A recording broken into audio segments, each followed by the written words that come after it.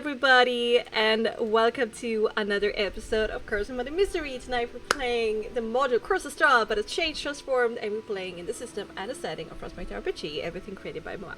There's a content warning for tonight of bad, language-heavy topics, gothic horror, and perhaps some gore. We shall see. And with me, I have one of the guest players. I got Lady Lear, our half-elven magus, played by Julie. Hello, welcome. So, do we, try to give him a pep talk and then just punch him in the face and tell him to toughen up, or...? We got Martia, our Chisley Warlock, played by Hype Cookie. Hello, welcome. I can just kill him and replace him. I think that would be better.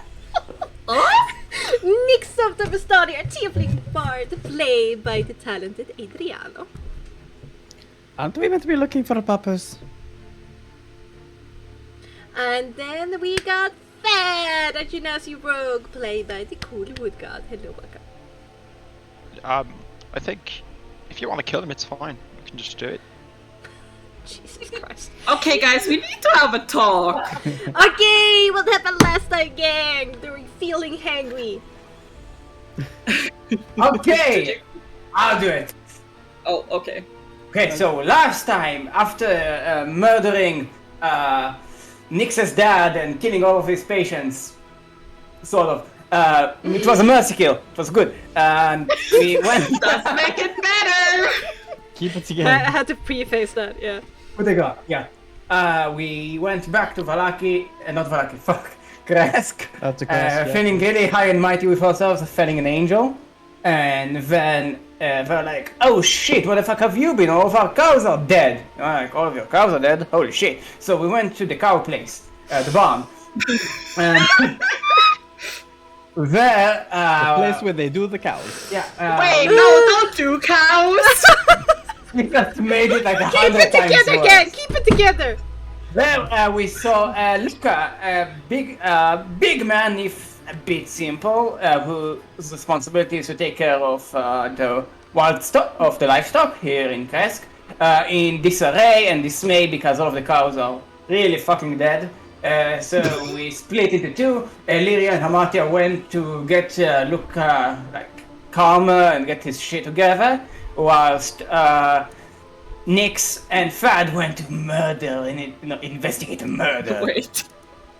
So, Hamatia duped Luca into thinking that the Burgomaster, he's telling him to go calm down in his house by impersonating the Burgomaster, and which was a really reliable Really fun. impersonation. Yeah, we'll get to that later. Whilst team investigating, saw a barn full of blood, gore, guts, bush, stink, not fun things. And they tried to investigate a bit. They didn't really reach anything conclusive as of yet. But they did think that someone probably snuck in, ate them, and snuck out, which is really weird because that's like a lot of fucking cows. I mean, you need to have like a really big fucking belly in order to do that. So it was really weird. Anyway, we got Luca back to his home, and then we tried to talk to him, see what happened, and he didn't see anything, but he did say he had a bad dream during the night, but all of the cows were dead. So we got a little bit, some of us got a little bit sus at him. And then a mob gathered at his doorstep, led by the Burgomaster's wife, Anna. And she was like, oh yeah, he killed the cows. And we're like, okay, that's a nice argument, but do you have any evidence? And he's like, nah, I don't have any evidence. It's just, big, dumb, simple, fat man. So he must have done it. And it's like, no, come with this. So we were having this little argument, this little debate whether to kill innocent person on circumstantial evidence best. And then Mirko, her brother, was like, yeah, I'm gonna eat shit. So he started eating people. I'm like, oh no, please don't eat people, so we're gonna kill you now. And he's like, no, you're not gonna kill me, I'm gonna turn into a fucking monster. And he has like a mouth monster thing, and we started fighting. And some people unfortunately got caught in the crossfire. A little stray crossbow bolt over there, you know, a little bit of a chewing action for Mr. Corpse Monster over here, but we managed to take him down eventually. So he's mega dead at the moment, but Anna, it didn't really take it well, and she tried to reason with us to try and help him in any way, and we're like, no. So she got really freaked out, but Dimitri basically dragged her away. So we took the body, burnt it, and now we're like, okay, so things are not going really well here. Dimitri is incompetent, and we need to do something about it. And right now we are standing in the grave where we started burning this monster, which kind of exploded with the force of 15 cows stuck in one belly. And that's where we left off! Woo! Yeah, woo! Thank you, quite- I guess. I mean, I did. That was great, man. That was great. I think that was exactly what happened. No complaints here. Yeah, I mean, Very did I say funny. anything wrong? I don't think so. It was just the way you delivered Yeah. absolute carnage with absolute joy. Starting to sound like me there. Careful. Oh no. I am become Bexxy. Slayer of Wolves. The Frostmark. God damn it. Okay. Alright. Okay. Let's get into this. Try to be serious.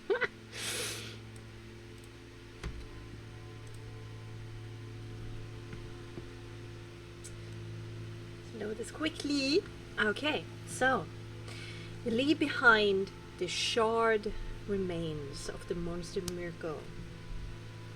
Satisfied that the body will be totally destroyed within a couple of minutes. You should have remained, watched it all, but the stench made it quite unbearable. Especially after what can only be described as a gas explosion from the interior of the stomach that made the fire roar and turn blue for a hot second. So you escape to the burgomaster's house instead, that sits quiet, still, and a bit frigid. Anna has devolved into a fetus position against the far wall, far away from Dimitri, and she is softly crying with her head in her hands. Dimitri, on the other hand, sits slumped in a chair by the dining table, silently looking at his hands in his lap with a low hanging head. Much tragedy has befallen this family, and it permeates the room so heavily that you are sure that if you would cut it, it would bleed. What do you want to do?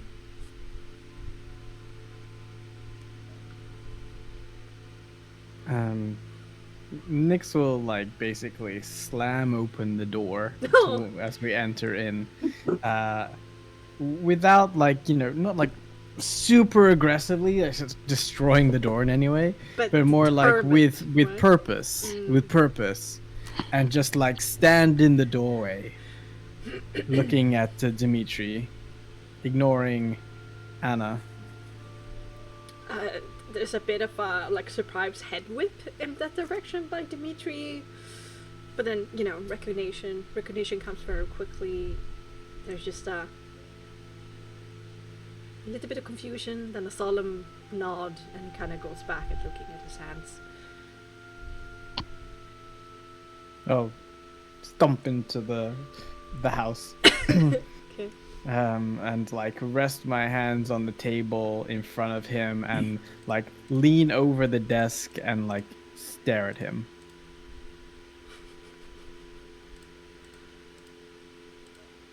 Something on your mind, Dimitri? He looks pretty uncomfortable. That's for sure.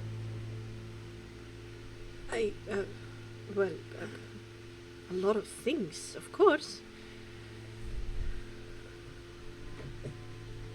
You realize I don't mean literally.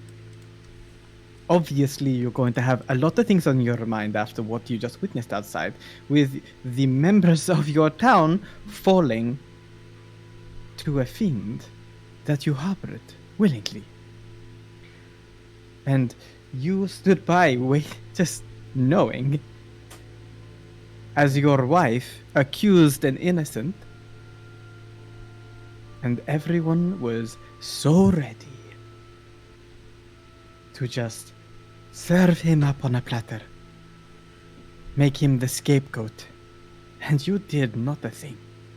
You didn't even care. Did you know? Did you know about Mirko? During all the accusations in the beginning, there's like an urge of like him trying to start defending himself, but when you finish with his tirade, Nix, he kind of slumps into the chair further, looking very defeated. No, of course not. I would never have let something like that sleep underneath my roof if I knew. But that's the problem, is it not? I should have known.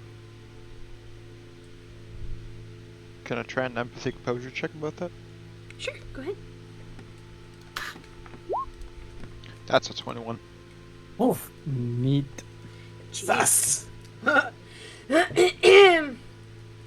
Now he's looking very depressed.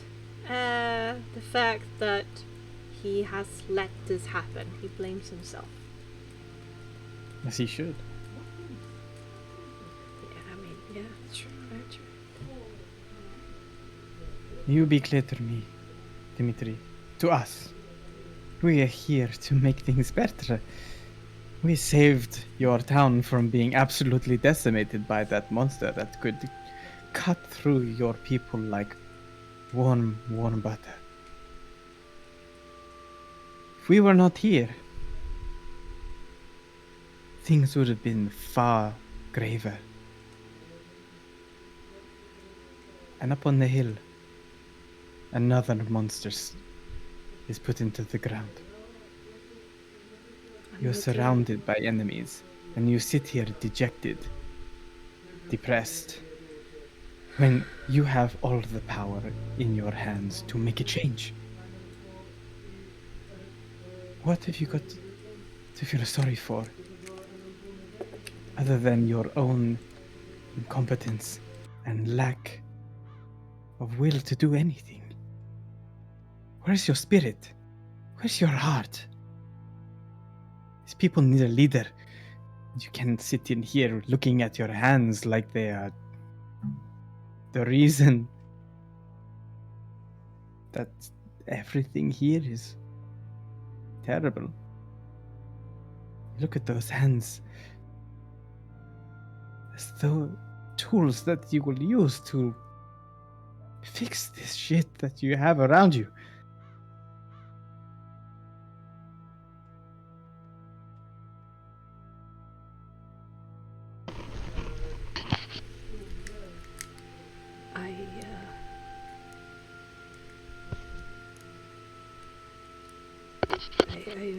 I must, of course, thank you for saving my people from that gruesome fate, but really, either they die from that, or they die from starvation at the height of winter.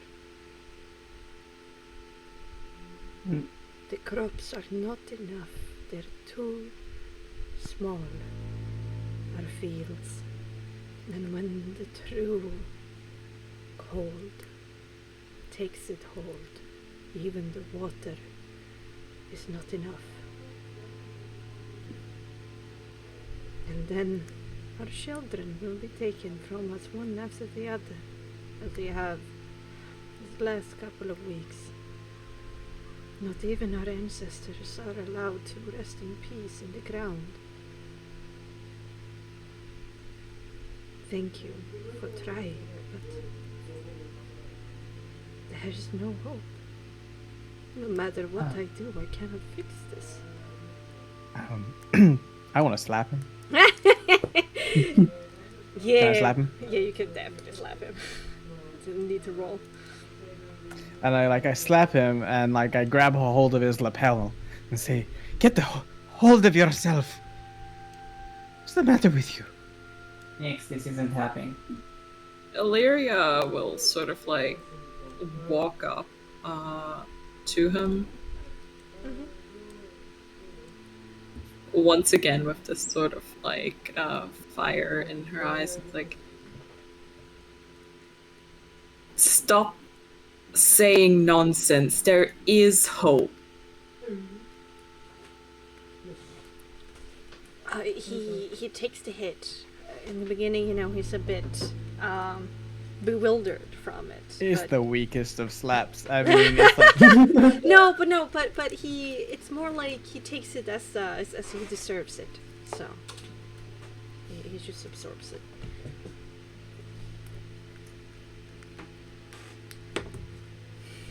It's Ruderin going missing, and we are still here to try and resolve that also.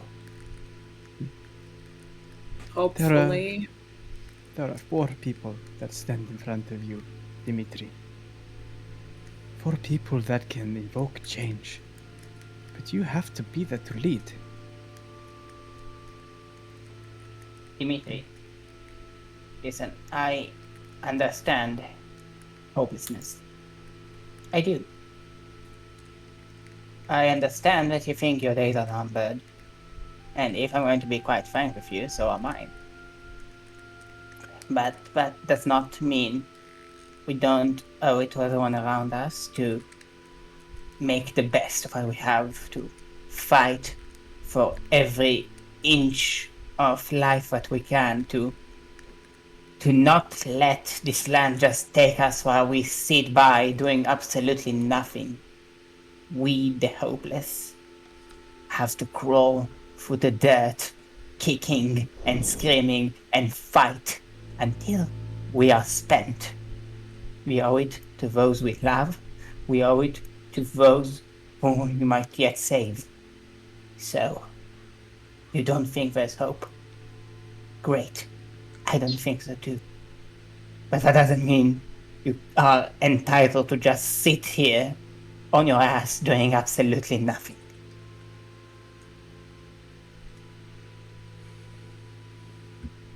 All my loved ones are gone. In some right there. Your wife? Is a Your wife's still criminal here. of the highest degree. Who must be tried. A trial. I have fought my whole life. I had a fire when I took over, but time, age, my family, one after the other being taken from me. What do I have to look forward to? You don't get this. This isn't about you. This is about everyone in Kresk looking up to you, looking for guidance from you. You have them, and they need you. They need you to be the Baron Master right now, not this mess of a person. You might lost hope, but some people look to you as their hope, and you have a duty to them. So fulfill it, and then die. I don't care what happens afterwards. But make sure you fulfill it first.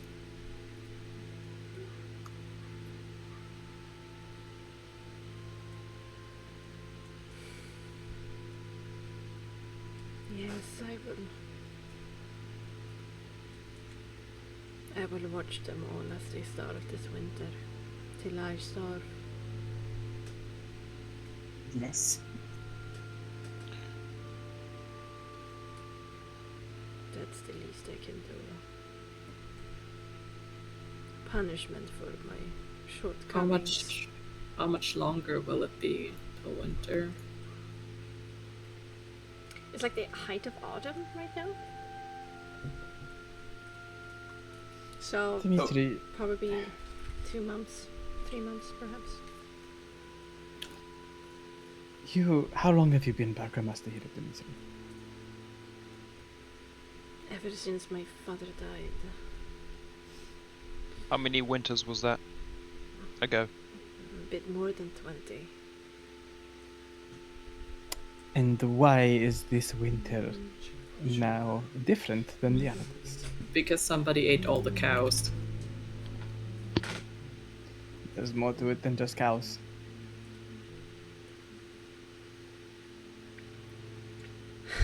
Where'd you get that scarf from? We've had some Oh, go bad ahead. luck Answer. with our cows for a couple of years now. They have been lowering in numbers. It gets harder and harder to find suitable breeding couples. Same thing with the sheep. Too small of a community, you could say. Too much related at this point. And then the water helps. Water helps to make the crops grow on the meager fields. The small ones we have inside of these walls. But there's about 70 souls in here. And as I said, when it gets really, really cold, the water doesn't help anymore. When the sheep run out, we will be dead.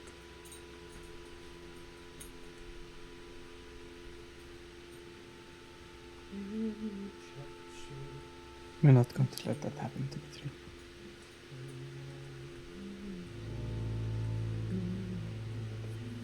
You may have given up on Kresk, on your life.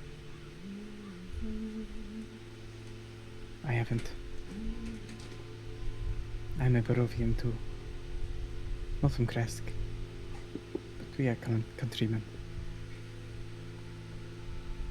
We all know that Barovia isn't exactly the best place. It's full of hardships. But how can that come from you? I've heard stories of your kind. You're beloved by the devil. How can you understand his plight when you're favored?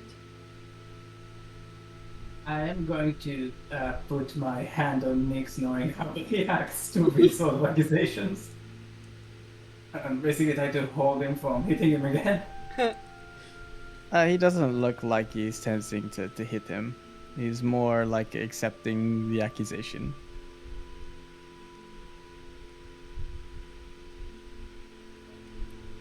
I am not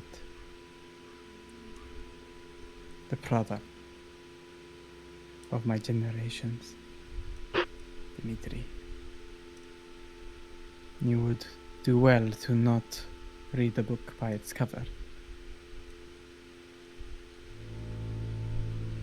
Just because I look like this doesn't mean I am what you think I am.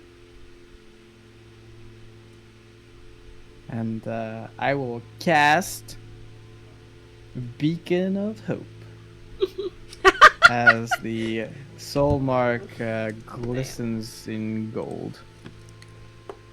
The soul will come out and raises high and forms a a golden crown. On you? Or is it like On me. Yeah, okay. On me. Almost like a halo. I mean, it's a crown of fire and a crown of gold. So Not like a happy king. cow and the I like a angry halo, cow. I suppose. Like a halo, I suppose. Yeah. So there's a happy cow and an angry cow. Yep. And his red eyes will glisten with golden sparks. And Dimitri's gonna be taken a bit back, like stare wide-eyed around him. Even like Anna's crying stops and she just stares. This is a powerful magic Are you blessed by the morning lord? This is... I wouldn't call myself blessed by the Morning Lord as much as cursed by a fallen angel. He doesn't understand anything what you're saying right now. It's like, what? What? Man didn't read the session notes. Well, The abbot was my father, Dimitri.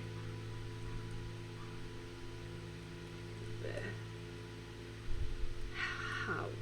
I don't... Nick's like squints his eyes and like a quick smirk over his face comes in true Nick's fashions as he uses one hand to form a circle and then he uses his other hand to finger the circle. Oh god. I'm not here all the eyes. Dimitri could look away. Olivia roll just his kind of like eyes. gives Nick a smile. Well, I mean, you don't need to show. I get. Anyway,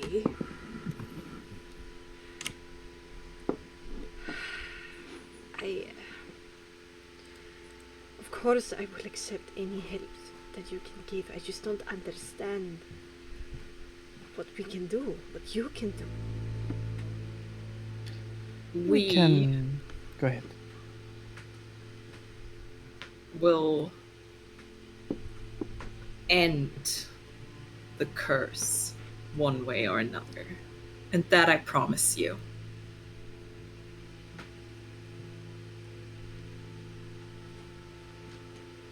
The curse. We will fulfill what we say that we will do. And we will investigate further afield the missing children. We have a hunch, a lead, perhaps. But Wait, you said you took care of the abbot, the one who makes it so that no visitors come back. This was some kind of monster, you said? you Know have what been an fooled. angel is? No, the abbot was not a benevolent being, person, soul. He Um, had his own agenda. Saw what she did to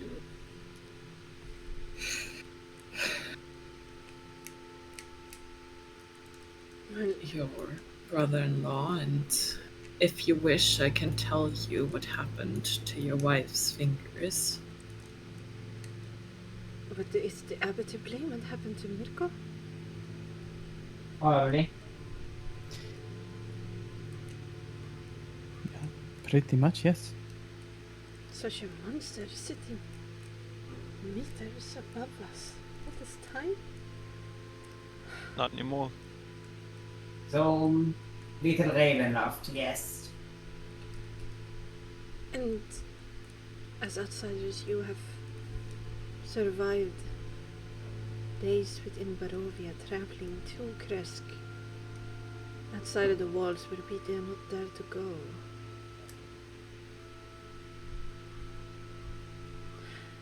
They may be here. Go ahead. There is something.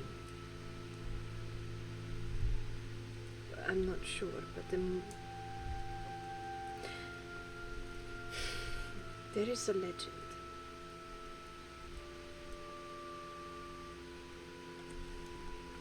Of the Fidatov estate. It's a story that has been passed down from Dimitri and Dora within the Kreskov family.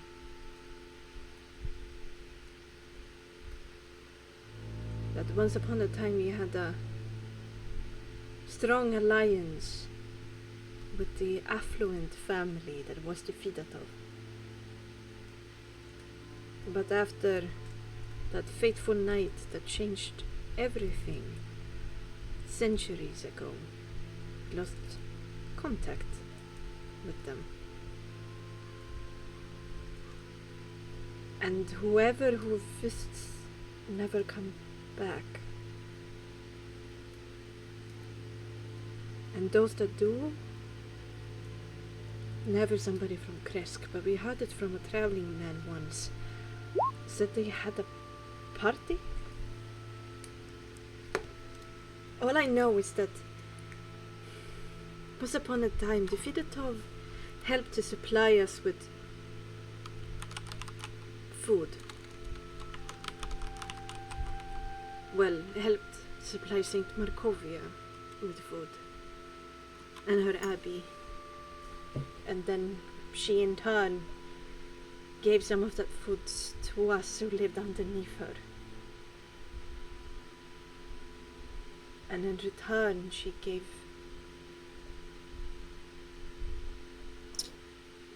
some of her blessed water to them, to bless their fields. I have no idea what remains of this Fidetov estate. I have no idea what kind of dangers lies there. But once upon a time it was rich in food.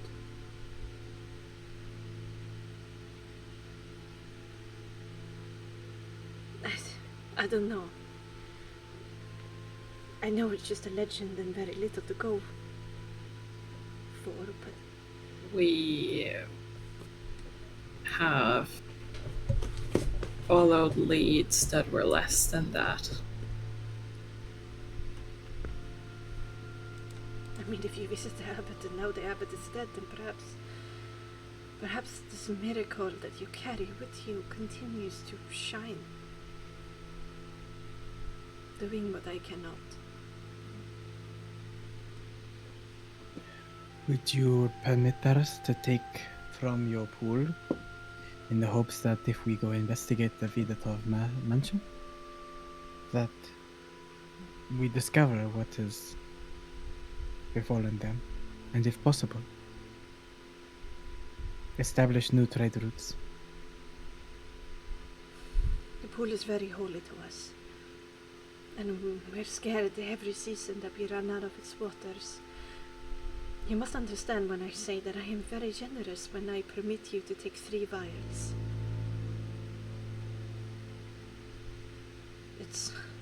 We don't have much here. And the pool is an advantage that is one of the few that we have remaining. I would like to keep it safe. You need to be alive to do that. Well, if you provide us those empty vials so we can take, we will see what we can do to find out what happened outside of your walls and return here soon enough with news one way or another.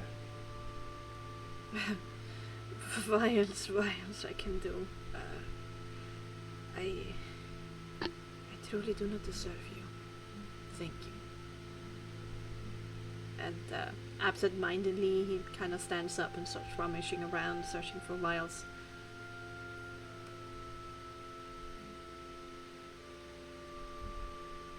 You can repay us by recognizing that you have met a turning point and that things, should you assist, start to get better.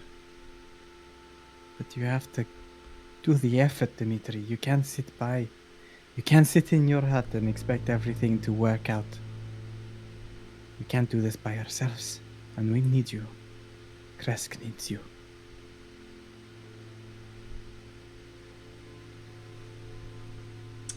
He stops with having like 2 vials in his hand. One is made out of glass, the other one clay, completely different shapes, sizes.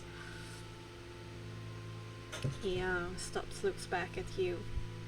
Very, very conflicted.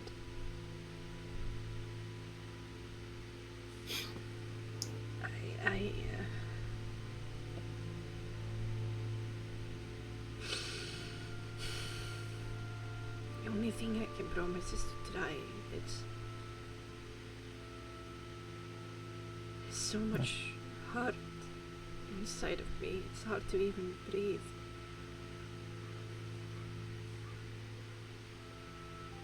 That's all you have to do, Dimitri, is try. That's all we ever do. That's all we can do, is to try our best.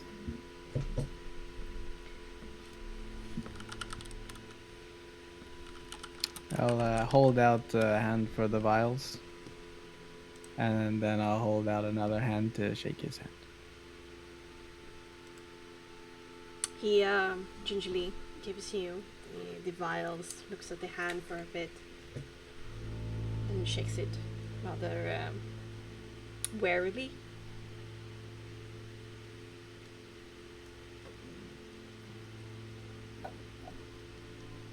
Find your fire again, Dimitri. We'll bring the kindling. I have some death to mourn, but we shall see. And a wife to deal with. I was gonna say, like, give a side-eye glance to Anna with her sniveling, and just turn my back on her and look to the party. If they were needing to finish up on anything in here. I think this is probably the best outcome we could have hoped for. I have a couple of tasks on my hands now. The Yes, if mansion, we I believe, didn't is on the have way. Yes, but we should grab those vials and find Casimir still. Well, it seems to me like it's on one single route here. I think so. Maybe you should Casimir. open the map and see. Sure, let me get it out. Dimitri will Okay. actually help you here. Like fill in some blanks and The metal can't be useful, don't be silly. what? Oh, come on.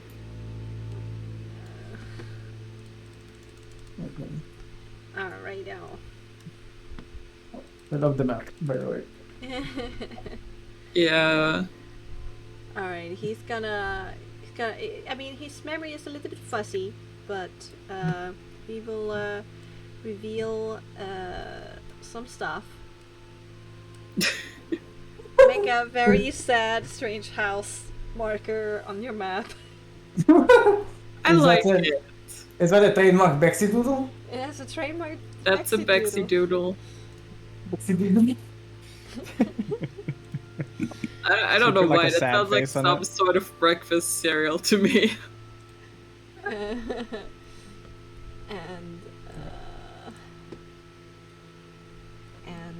a road that leads there.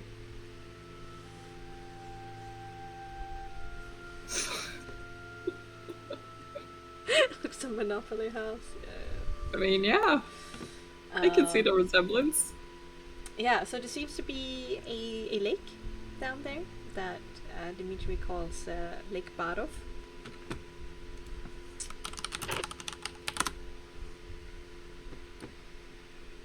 And then the river Barov with the Esmeralda, Tatiana Bridge going over it.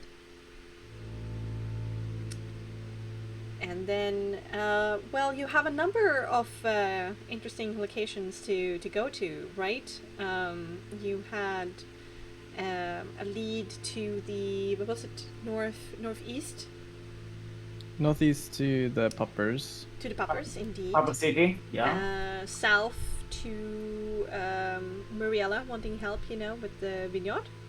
We should really do that. Yeah, but Yeah. not now. I mean, we still have Well, some... yeah, not now. I'm just saying, Ah. like, maybe put it after the puppers on the priority list. And then you Maybe. got the swamp. And then Great. meeting with the Baba Lasagna. And then we also have the reason we actually kidnapped Casimir.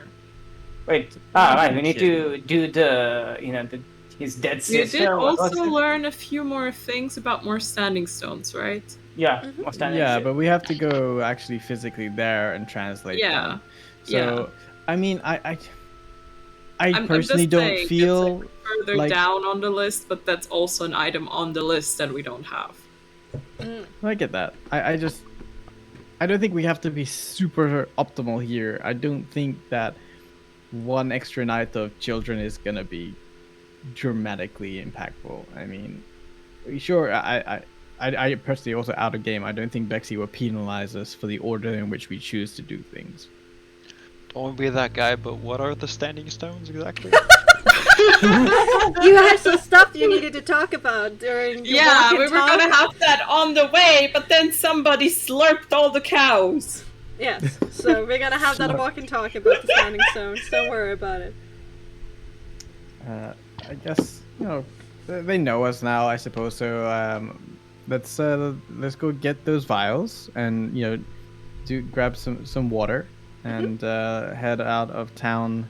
Wait, it's morning, right? Yeah, it's just like early lunch, like 11-ish in the day. Yeah. Let's grab the vials and go meet Casimir. Yes. Sure. Alright. Let's stop being so depressed and lighten up the mood I know, a right? little bit. Get a fucking spine. Damn. Get a grip, man! Oof. I mean, there might be some consequences of taking way too long, but I do have some leniency, so yeah. Yeah, I That's why don't mean think like we should we check would... out the vineyard at some point. Yeah, I think the vineyard is just to the south, and if we go to the vineyard first, and then make our way back and around, we should be able to do it all in one big loop. If that's what you want to do. Thought you wanted to do it after, but The thing that I have focused on planning on is the whole Tabletop mystery. But if we're Okay. planning on going south, then we will just walk and talk, and then I will prepare for the. No, we can go to the feeder top because it's right. It's really close. So I mean, Yeah, it's not it's like it's very out of close our to way. Marc. Yeah. Vidatov is like the werewolf, right? So. No, the feeder top is this basically trade It's route the thing, like food investigate the food situation. situation, of course. It's like 1.5 2 hours south, Yeah. and then 1.5 2 hours. okay, to who's the setting Marc west. on fire? Anyway, you go and pick up 3 more vials of Saint Markovia water, blessed water. So Evian. that's 4 in total, and it basically has the stats of giving resistance to cold damage for an hour. It works as a greater restoration cast, and it prevents all illusions for an hour to affect you. Meaning that Amortia cannot change. Vitality for men? What?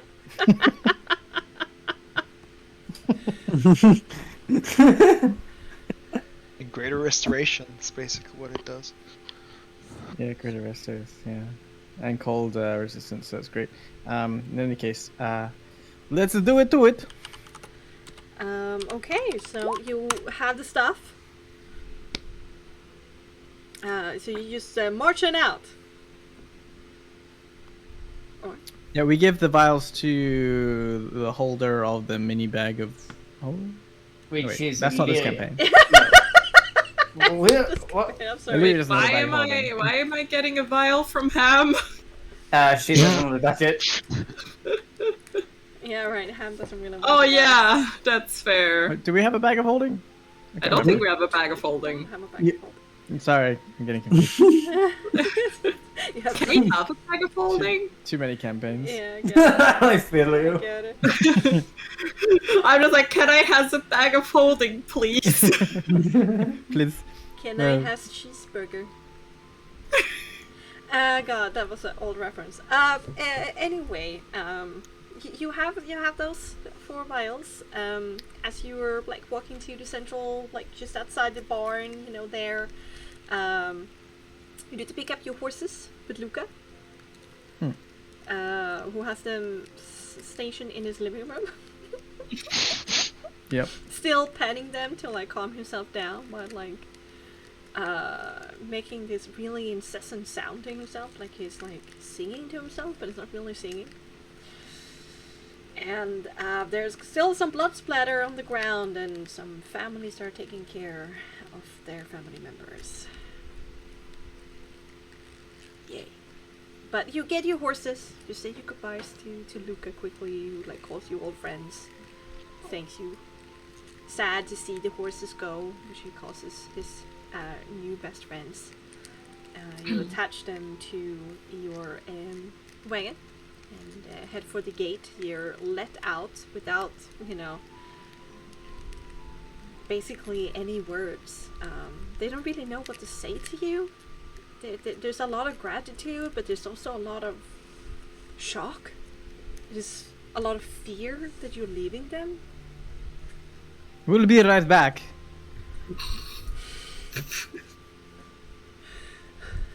Is that like, like telling your dog like you have to go to work? Look at you with the big puppy eyes. Yeah, they're not so That's sure. good. They're not so Well, sure. no, I want to strike like a confident pose as like riding on the back of the cart, shouting out that we'll be right back. Okay, make me a leadership presence. Just for funsies. For funsies, Yeah. I'm so leadership. I'm not leadership. Leadership. Will I inspire them with leadership? No. Oh no! The cart hits a bump. Yeah. You're almost like thrown out of the cart. And there's actually a person who starts giggling at you. Great, I'm a fucking clown now. I mean, unintended effect, but I guess you'd shoot them up. And then immediately they look guilty for being happy in this, time and place. I kind of wave at them. They awkwardly Take some wave psychic back. damage. Hamate just looks annoyed at all this. And eventually the gates close behind you, and you're free of the depressing state that is Charismatic. Now to find our depressed elf man. A lot of depression. I can't wait for him to bring up the mood. Maybe he'll manage to cheer us up. You seem a little bit sour, Hamatian. Oh, I am a bit sour.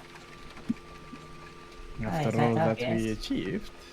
I mean, okay, sure, we put a newly found parental of mine into the dirt. We saved the town from a monster willing to eat everyone. We had our memories restored. We killed like 15 innocent people. I mean, yes, We it's put to rest tortured souls. Doesn't really matter how you phrase it. This is not what I'm annoyed about. What do you What's know yours? about? It's hard to explain, but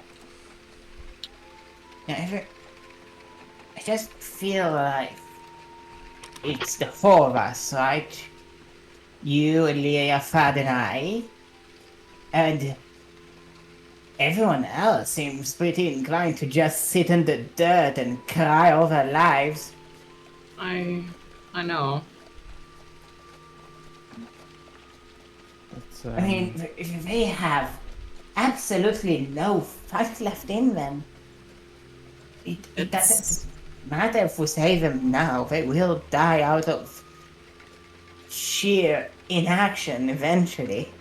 They lost hope because countless people have failed. Hope is a privilege you can't afford to mope about if you lose it. Yeah, she's right. some people don't have the ability to see how to dig themselves out of the pit that they are in. Sometimes you have to lower a rope, Hamatia, and hope they take it. But if you don't have a rope, how are you going to help anyone out? I don't know, maybe I'll just learn a new trick with my wind magic and raise them up or something. Maybe. Have a think on that. Yes, I will. It's just, it feels frustrating. I mean, even if we get all of the magic jiggly things, I don't think that if we don't rally Barovia behind us, we're still dealing with a castle full of vampire overlords thirsting for our blood. Very hard to fix broken spirits.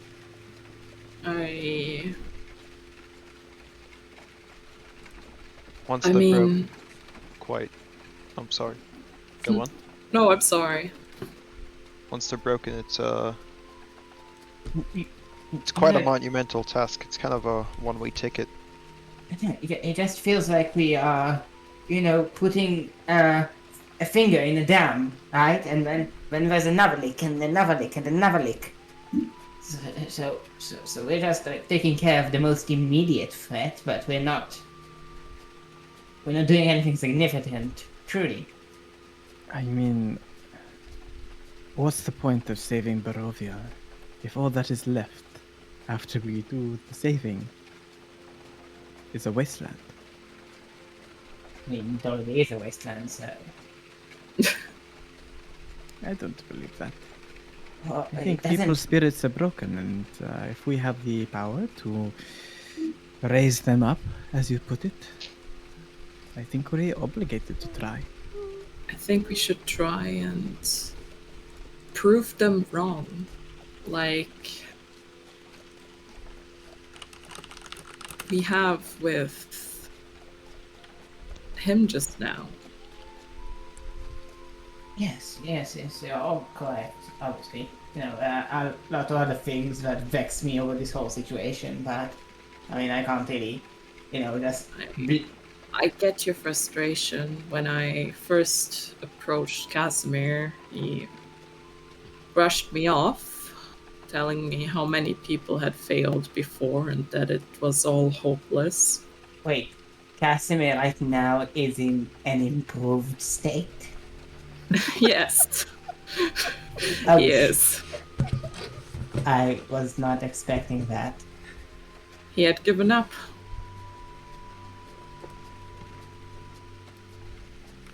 And you managed to lift him up. I mean, I wouldn't call it lifted up, but I at least convinced him that I meant to change things. I still will. I'm going to take a leap of faith here and trust you.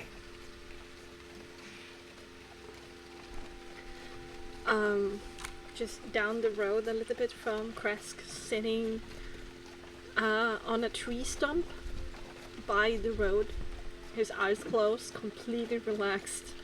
This is the visage of Casimir the Wood Elf. I sneak up on him.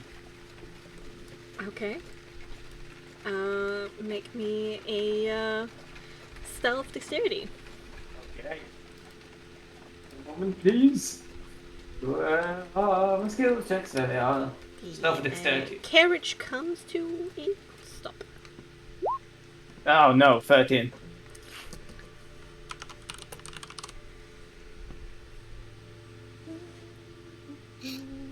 I'll try and sneak behind Hermatia while she's doing that. Olivia is just gonna say hello in Elvish like a normal person. No, I'm not sneaking from Casimir. I'm sneaking from Hermatia. Oh, so you're sneaking up on Hamartia, they're sneaking up on Casimir. Exactly. Okay, Precisely. make me a dexterity stealth. And would that be with advantage because of my boots? Oh, it would be. Oh, yeah. Your booties.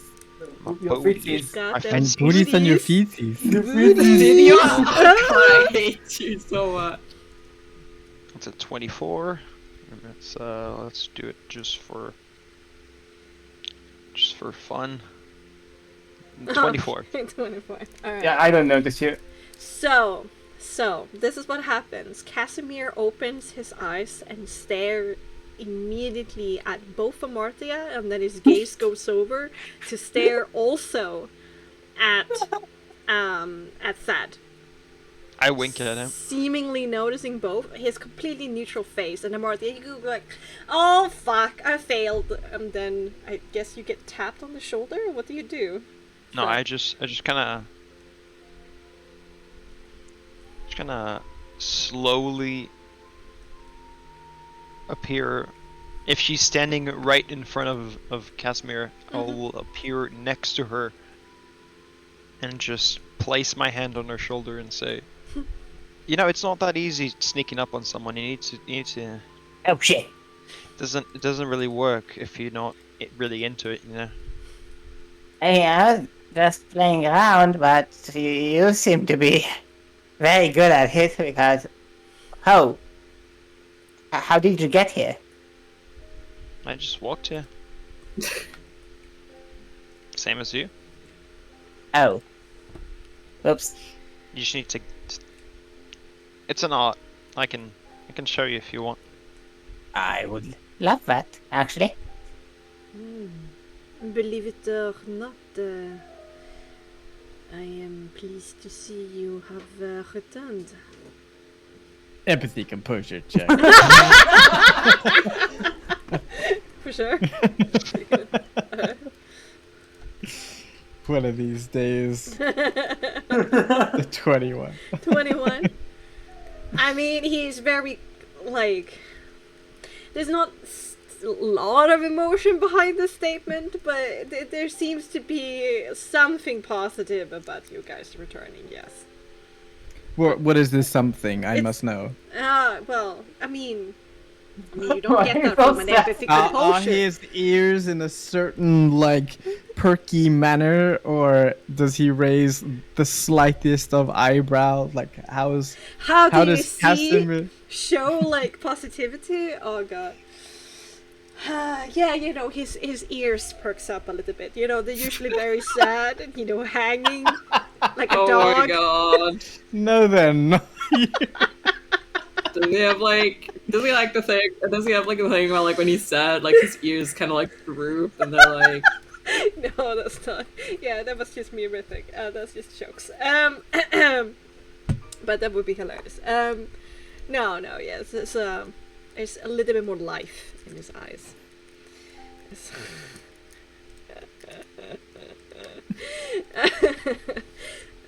Yeah, but it's lukewarm. But there's some positivity there. Yeah. You know, Casimir, I would almost say I didn't believe it. But we promised you to return, and here we are. True to our word. And all in one piece, it seems. And Nyx brings up the vial of mercurial-looking blood, and a few pieces more. That's an interesting find. Also, I got to say, my new acquaintance over there. I Just swing my my head where he points. Another acquaintance? What? add a third. Oh. Okay. I respect the choice of the boots. Thanks. I appreciate it. I don't believe we've really been introduced, because we've walked a bit together, but I don't really Yes, suppose well, know your story. I guess that's something you should get used to. People are often wary of strangers in Barovia, outsider. I don't really suppose know your story. I guess that's something you should get used to. People are often wary of strangers in Barovia, outsider. People are often wary of strangers in Barovia, outsider. But I don't really care. If you wanna know, then you wanna know. My name is Casimir Velkov. I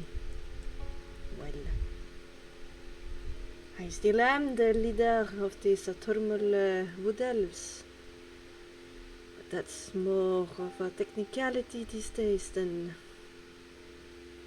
a true title. And what is And that? he's an absolute delight. Nix. That's a very strong way of putting it, but thanks. Why is it a technicality? There's not so much left to lead. My people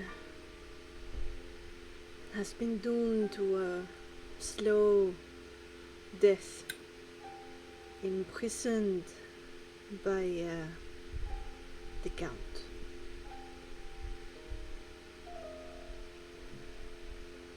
Every day is the same as the last.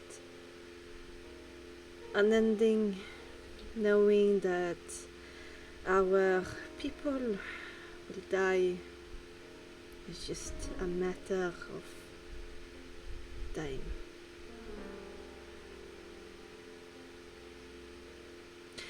And it's basically our own fault for letting our anger and fear control us.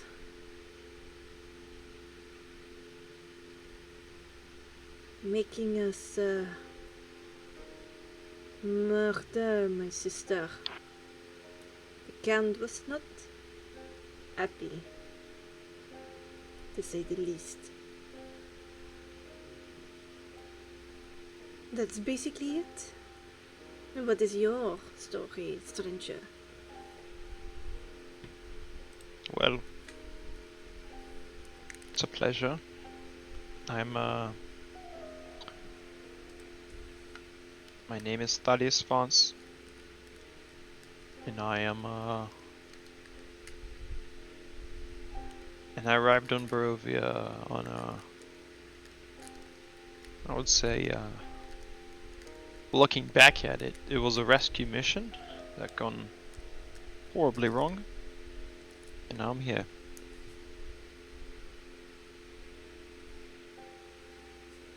Thanks to the Count, might I add.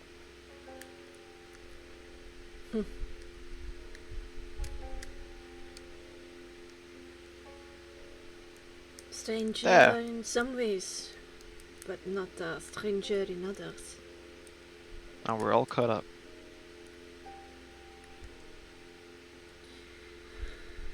So, where are we headed next? The mountain? Not too far away, actually. Just a couple of hours to the east, to a mansion, to try and discover what fate befell that location, with the interest of maybe finding some people that are still living there, in the hopes to establish, once again, agricultural trade routes between Kresk and it. We don't know exactly what's going there. What will we find? But if Kresk is to survive, then they need some sort of food. And apparently, food came from this place, so we're going to see what's what. Mention hours from here? Yes? What was it? Wiedertop? Fidatov. Wiedertop. Ah, the Fidatov, oui.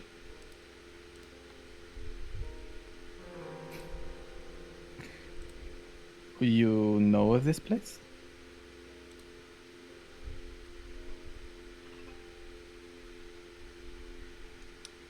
Yes, we made some trade with the Fidatovs. There were liaisons with the Count and, well, the Emperor back then. Told us what they wanted, what he wanted. and we supplied our expertise. So, if you'll be so kind, whilst we once again get back on our cart and head our way there, would you be so kind as to tell us a little bit about it, so we're not in the dark, so to speak?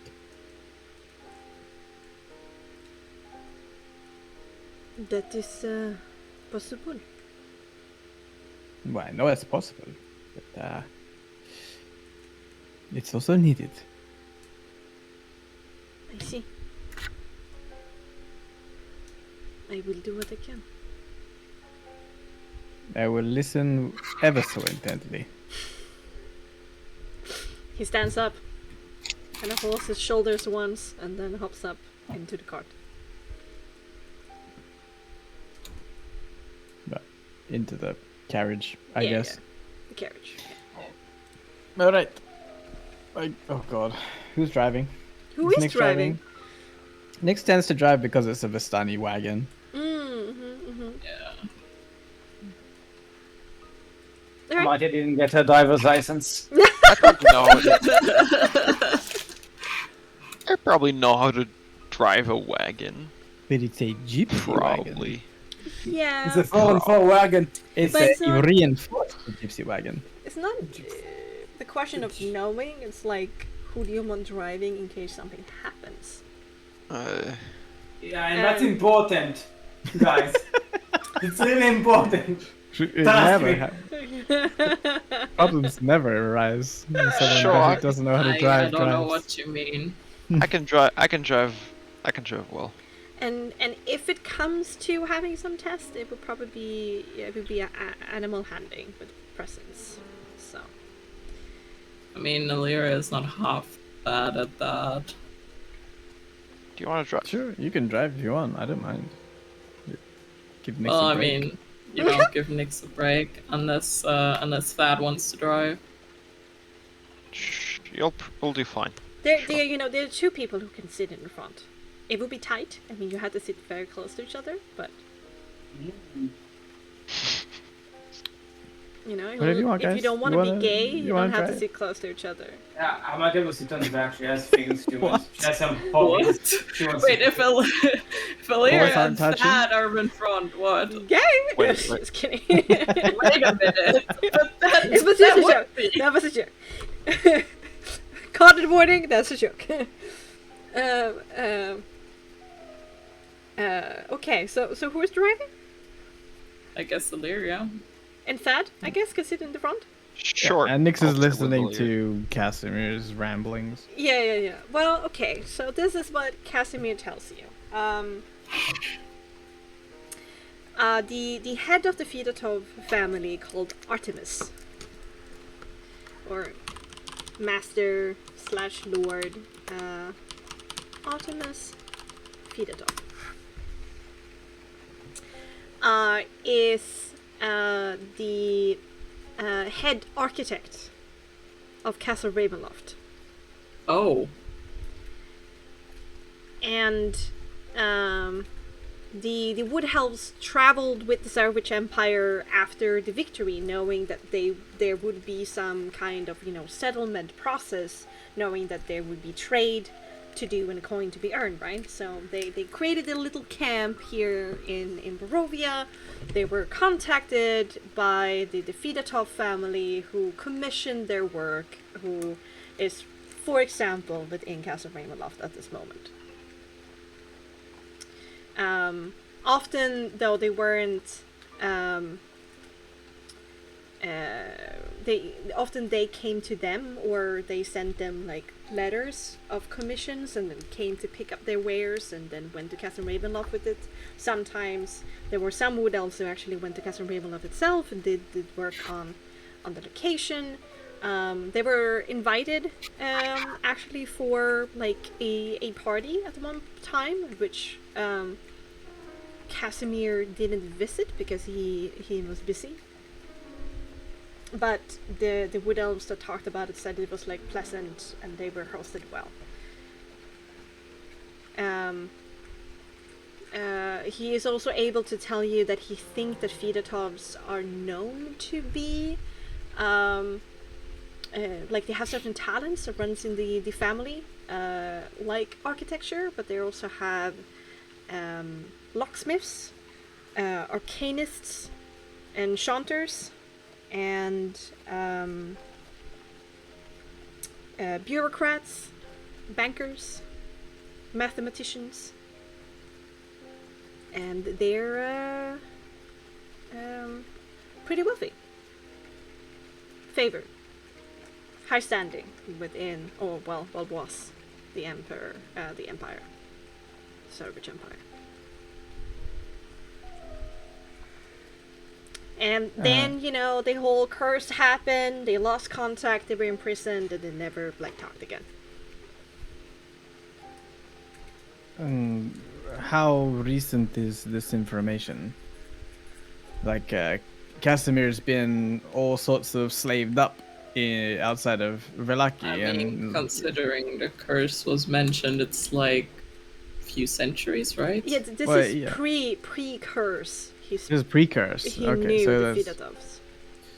so it's at least over 500-year-old information. Yes.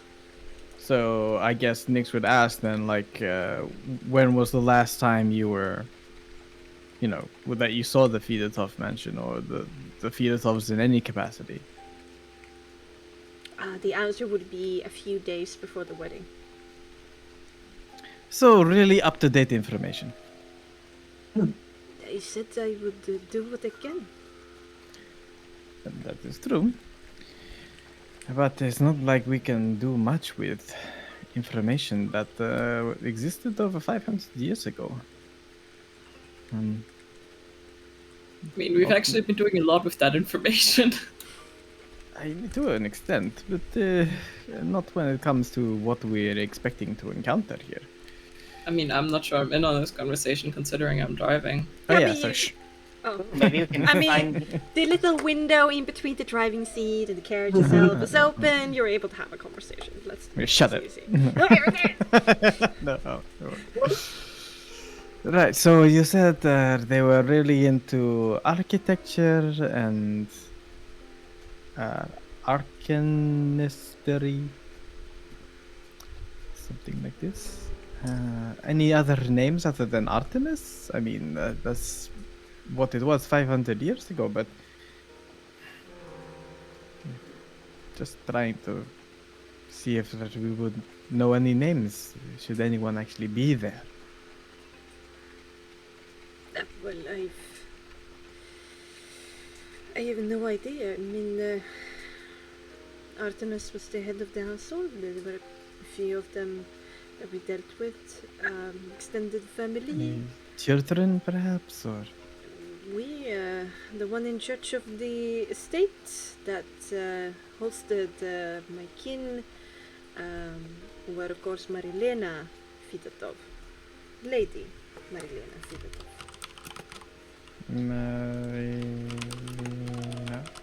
like that. Yes. Right. And not to be crass, were they elves or a human or half elf? Were they halves? Were they like me, Vistani? The Min family, also weren't, married in or off branches, rock gnomes.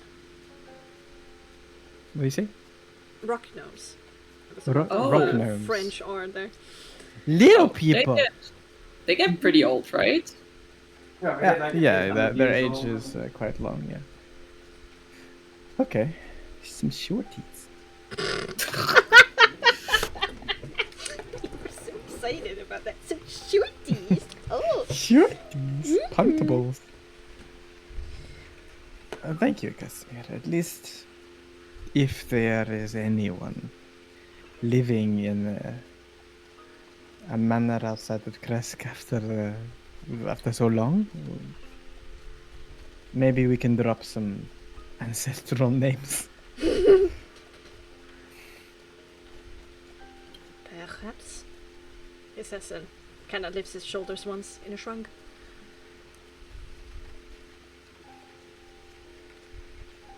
Alright, Okay. so we're on the road. Let's go for a short break and probably have that conversation that we promised to have. Definitely gonna have it. Yeah. Yep. I mean, I was gonna Definitely, ask him something, but we should probably do the other one first. It's not that Yeah. important. It's Well, fine. let's Definitely refill our gonna have that. glasses first of all, go to the toilet, and then come back ready to do a little bit of a recap. Shall we? Go through what we already know, perhaps get some better angles, some discussions. Yes. Okay, see you all soon. I will just refill my glass. I'll be right back, chat. We're going to be back first!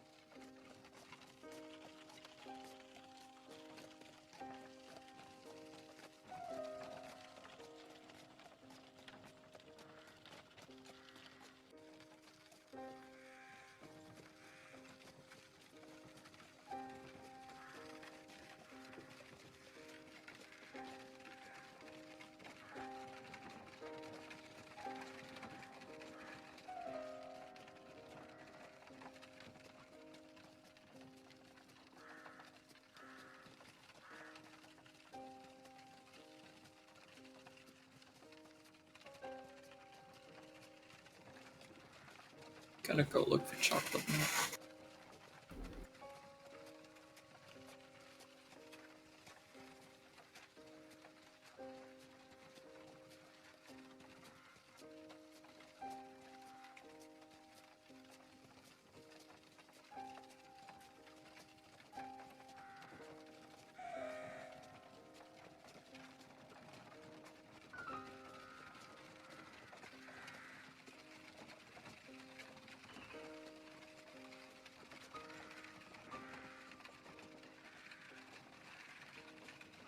Alright, I'm back.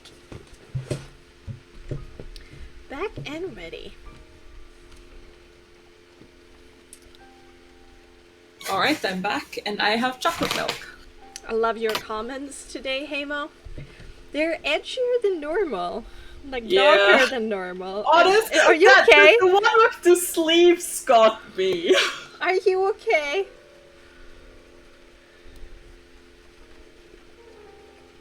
Huh.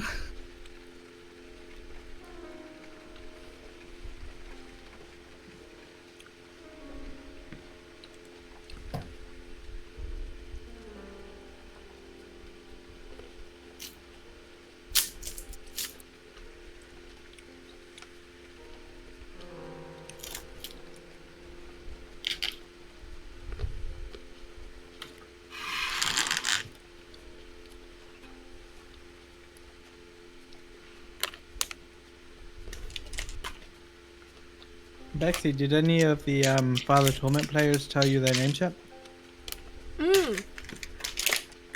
No. But I got an art from Pepper. But you already found that. And I got art from Neo as well. But the art that Neo sent is... I mean, they commissioned this art, but it's way more cartoony in the style. You sent it to me? Mm-hmm.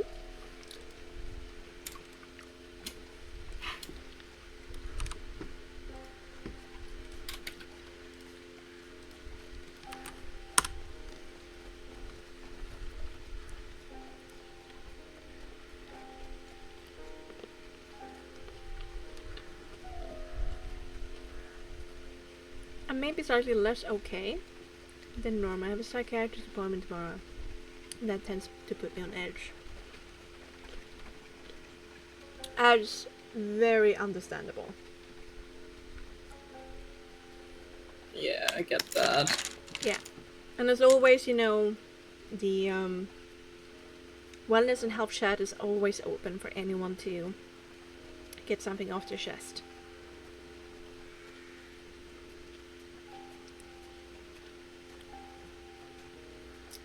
And this is a safe space to be as edgy and as dark as you want to in the chat. As long as we follow the TOS of Twitch. It's a small caveat, but otherwise, completely fine. Ooh. Yoey brought a new wine to try out. A Chardonnay. And it's not good. It sounds fancy. Yeah, I prefer Sauvignon Blancs. Bless you. What? More of a Riesling fan. And you're a Riesling fan, you said?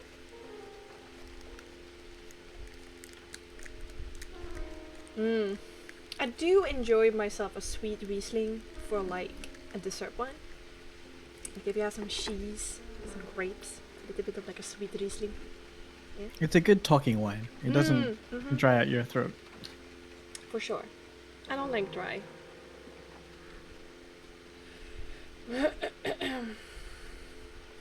Sits here sipping chocolate milk.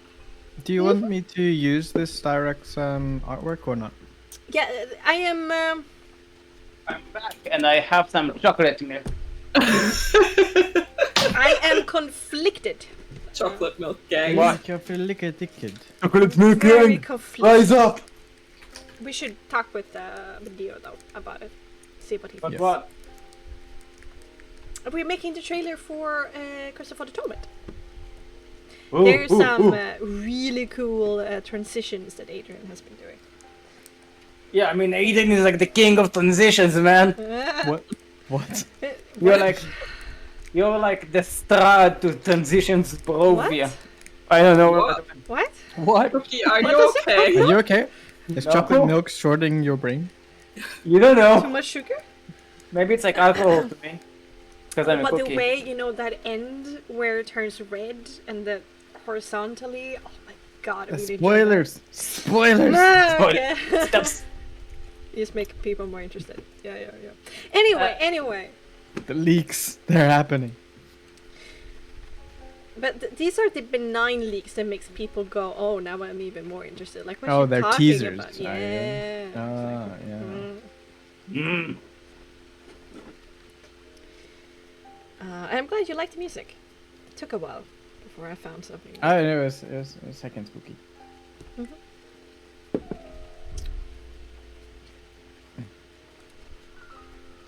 I'll do it later tonight, see if it all mixes well. Ooh, cool. Are you back? Yep. Wow! I sound like Mario there. Mario! now we're starting to sound like Pluto! Pluto! Mickey. Uh-huh. Uh-huh! Come on, Pluto! Come on, Pluto! Okay, I'm gonna stop. This isn't good. Let's get back into it instead. I'm not crazy, you're crazy. Curse of Strahd, but Strahd talks like Mickey Mouse. I hope Okay. not. You are mine, uh-huh. I would honestly, I'd love to see that. I should just lie down Somebody- in your neck somebody and do go that, over your please. blood, uh-huh. You know what? That sounds like having what is it called? The train with the face. Thomas the Thomas the Tank Engine. Yes, exactly. Instead of dragons in Skyrim as a mod. That's how it feels to me. It's a great mod, what do you mean? But it's the same kind of flair, you know? It's so stupid, but it's also slightly scary. Uh-huh. But you don't change like his dialogue. You keep it like really serious. Yeah, keep it like really dark and creepy and serious. Yeah. God, and then you have to have like Donald Duck as the abbot. Haha, let's go kill children. Haha. Yeah, you see? Was it present to me when I was like? It's very scary. Okay, let's remove the silliness. Get into back to somberness. I was being Hopelessness. serious. Okay. What do you mean? Okay. You're on a carriage that is slowly trotting through the snowy landscape, taking you to the warmer climes and the down in the landscape, like down this decline, and it's slowly getting warmer, and the snow is disappearing on you over the course of the next 2 hours or so. What do you wanna talk about? Before, I just want to mention something, if it's fine. Yes. Hamatia is going to start a little pet project of hers, Oh. and she's going. So she took the abbot's dress coat thing, right? So Yes. she's going to start working on repurposing it for a new dress for her for traveling. So right now she's just like getting the sizes together, and maybe in the next couple of days she'll start adding the Hamati touches. It's a lot of cutting it down for sure, because that man was like 2 meters plus tall, and you're what, 150? Yeah. Yeah. So it's So a lot she of starts material working to on work that. with at least. So Yeah. that's good.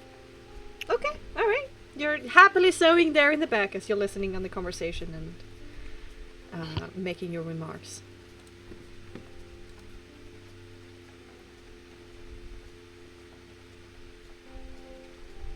Okay. I need a reminder as to what this conversation is. Well, there were some complaints from Hamartia and Thad this morning that they don't know shit about what's going on and your history in Barovia. And Illyria said, why won't we walk and talk about it as we leave Kresk? And then you were very much rudely interrupted by cows being dead. Right.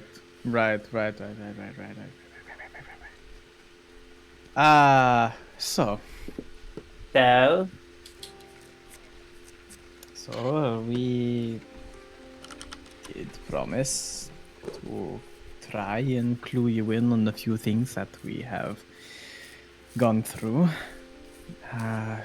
since being here with Illyria and Asphodar and Kelvin. That might be relevant for the rest of you, but it feels like we've done so much. And I do have my notes here in my book, at least to give some sort of context. But you seem to be bringing up something specific, or are you just generally kind of wondering?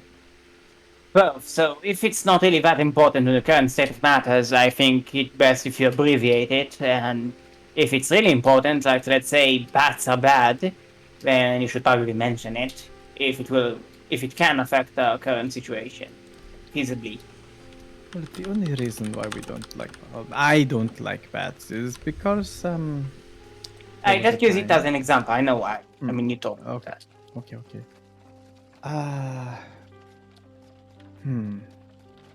Well, you saw Muriela in the abbey, and she comes from a family out of Villaki. They're the family that run the inn there, and they are on our side, so to speak, an alliance with them, because they also are actively working against the Count. They have been our eyes unknowingly before we met them. But after we did our best to make sure that the Lucky does not fall in a blazing pit of fire,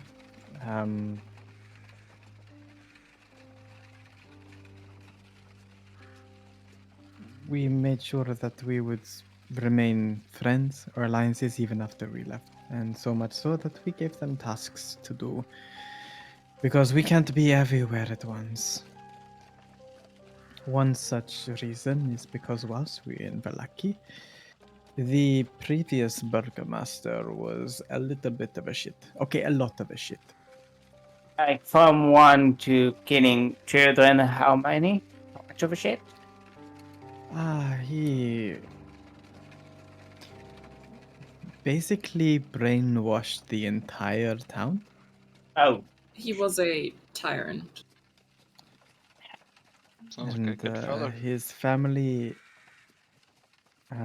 his wife and his son, well, at first we thought their son was someone just out to try and escape Barovia, but it turned out to be that he was a manipulative little shit too, brainwashing young girls, and who fled Valaki when we were about to confront him, and fled to Barovia village.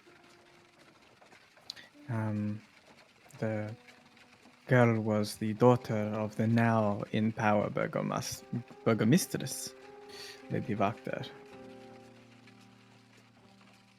So she thought herself a cat because he manipulated her with enchantments, just like Strahd does. wait, and he did all of that with Strahd's blessing? I don't think No, Strahd particularly cared. he was just an asshole. The Burgomaster and his family, the ex-Burgomaster and his family, were heavily against Strahd. At least so much so that they had the tagline of everything is fine in Valaki. And anyone who questioned otherwise was sent to jail to rot in the darkness. All is well. Oh, So, when we relieved Valaki of their former tyrant commander, we had to fight our way through the prison and up, and at the last stand, his own wife stabbed him in the back. like literally or figuratively? Literally. Literally. Oh. Oh, that's quite poetic. And we learned a few things about her that weren't exactly apparent right away. We always thought of her as just someone in a bad situation, married to a man that took everything from her. But she's stronger than she looks, and I believe in the service of the Night Mistress, Night Mother. Night Mother, you mean? Yes. Or at least drawing power from him in some way. Interesting. So we have a couple of untied leads. But we know, at least thanks to Muriela, that Victor, the son, is seeking refuge in Barovia with taking shelter in the burgomaster's house that used to be someone that we actually, we knew very well. And Someone that we kind of failed. And how? Nix will kind of just like hard swallow as he recalls fresh memories that are old. Well,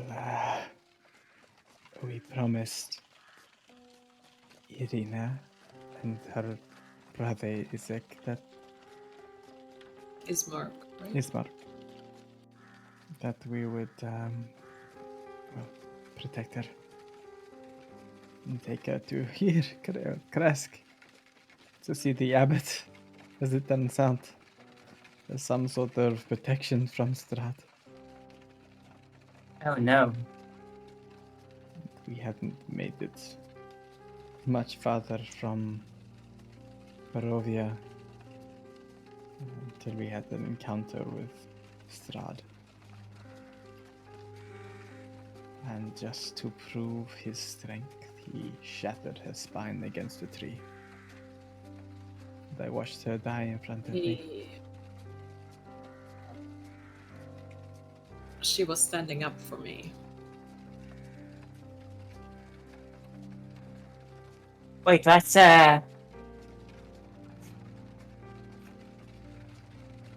Oh. And She wasn't important anymore once he saw me. She's I guess. important to me, though. She was important to me too. so I am sorry for your loss.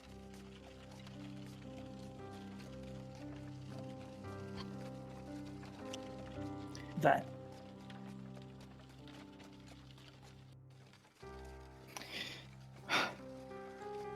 There is more.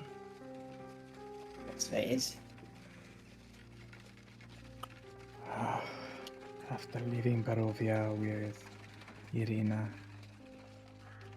we passed by my home caravan camp at Sepul. A little family reunion, so to speak. Met up with the Vistani there. My now excommunicated family, who I reject. After seeing them at that ball and being so in league.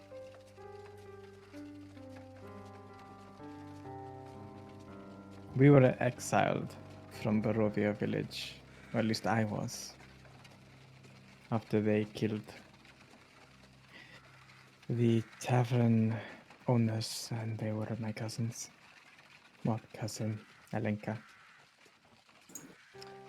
And revealing that information to my family at Sepul. At the ball, they seemed not to care. And whilst we were at Sepul, visiting my mother figure, Madame Eva,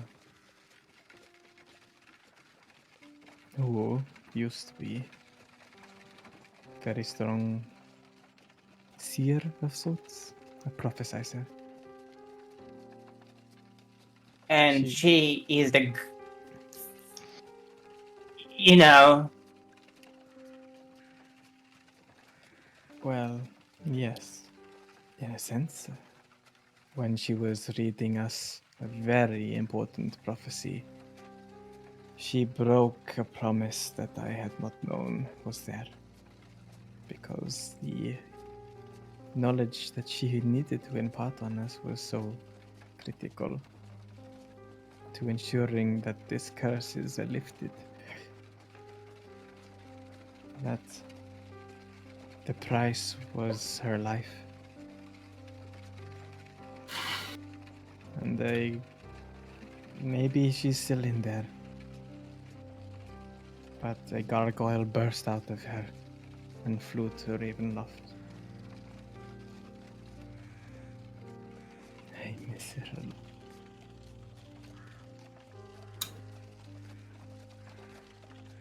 Next, that same prophecy is the reason you came to the abbot. Yes. See? Madame Eva's prophecy to find some vestiges that will ensure the end of this curse of Barovia. That's why we're here. That's why Illyria and I are trying so hard to stay alive and find people that are willing to fight with us, because we can't make this on our own.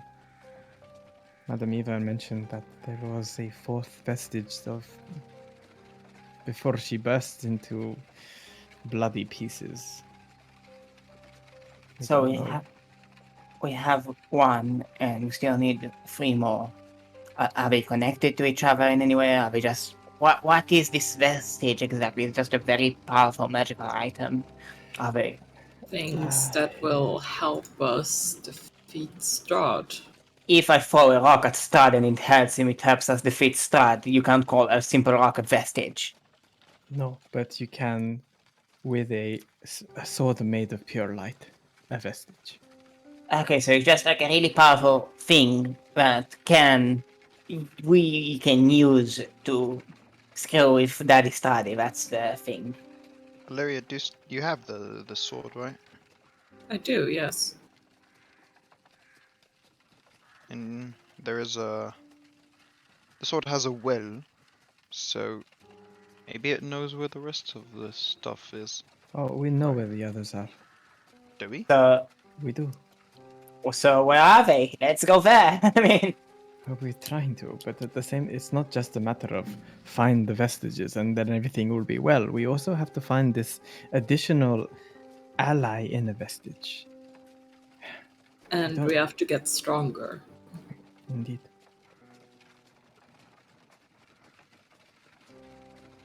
The other vestiges that are in places that do fall in line with our other plans.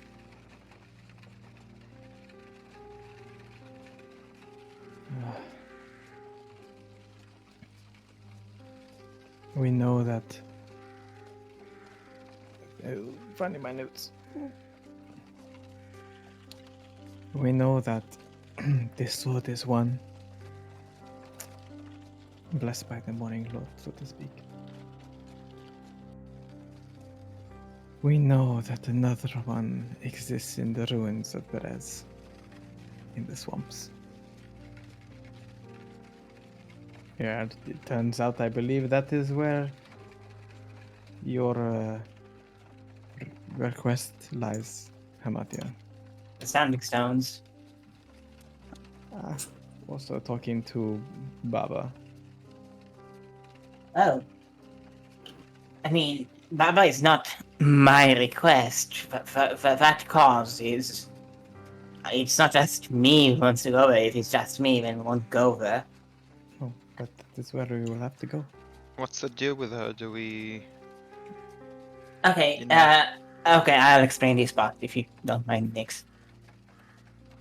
Go ahead. Hags. They have 3 of these lovely creatures in Barovia. One is my mother, Morgantha, which you met at the ball. The other, Bubbly Saga, which seemed to be the superior of them all, is residing in the swamps. And there's another one. Okay, they all are under some sort of contract with Strad. They all have some sort of agreement, and one of them, which is Mother Dearest, seem to guard these sort of spooky monuments known as standing stones, which are like this really creepy circle of stones, you know? So, long story short, a lot of people here, including myself, want my Mother Dearest really, really, really dead in the ground. And also, these stones, well, you see all of the wind things that I do, you know, maybe I summon a golden butterfly, or maybe summon some animals. That is coming from these stones because I touched them. So now I can do things. Not only that, but I had a little conversation with Strad on the road, and he seemed to be mildly annoyed by the fact that I possess this power, which leads me to believe that I shouldn't have it.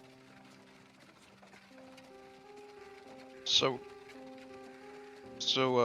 what's her face? Lysaga, she's not gonna let us, or let you near the stones, I assume. I don't know. I mean, it depends on her. It depends on what we're planning to do with her. So, the 3 hags, whilst being in the same coven, which is this sort of, think of it as like an exclusive hag club, or sisterhood of sorts, they hate each other's guts, in actuality. And they like to screw with each other. So if me touching the stones screws with Morgantha, Babalisaga would definitely let me do it.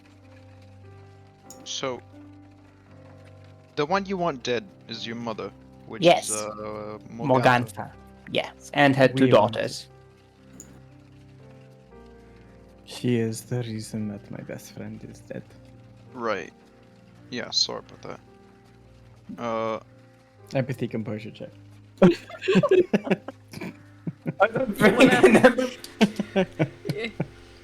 I'm kidding. That was rather flippant, so I mean, I was Yeah. gonna roll in a position to whatever you're gonna roll, but sure. No, that's fine. that's fine. Okay.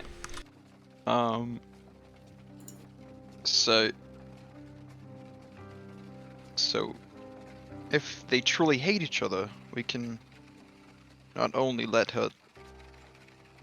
you touch the stone, we can potentially recruit her against her coven sister, or I'm not entirely sure that is possible.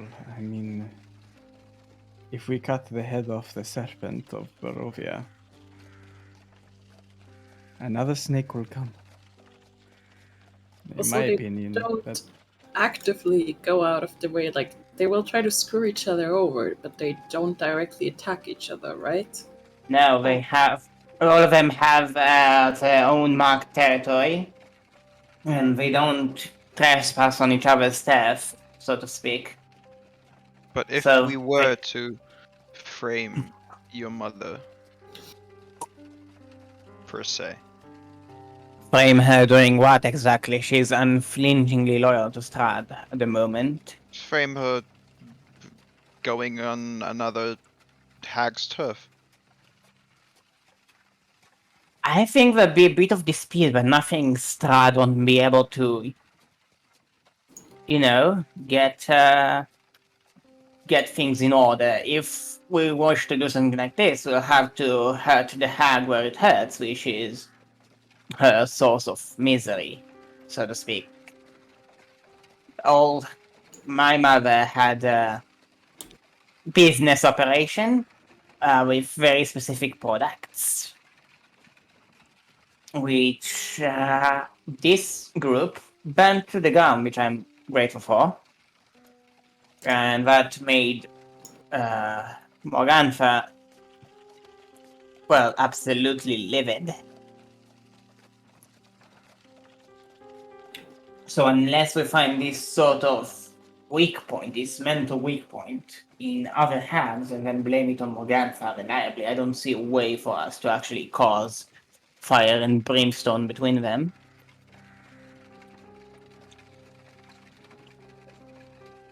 Thing is, my current plan to mess with Morgantha, with Mother Dearest, is to send her the severed head of her children.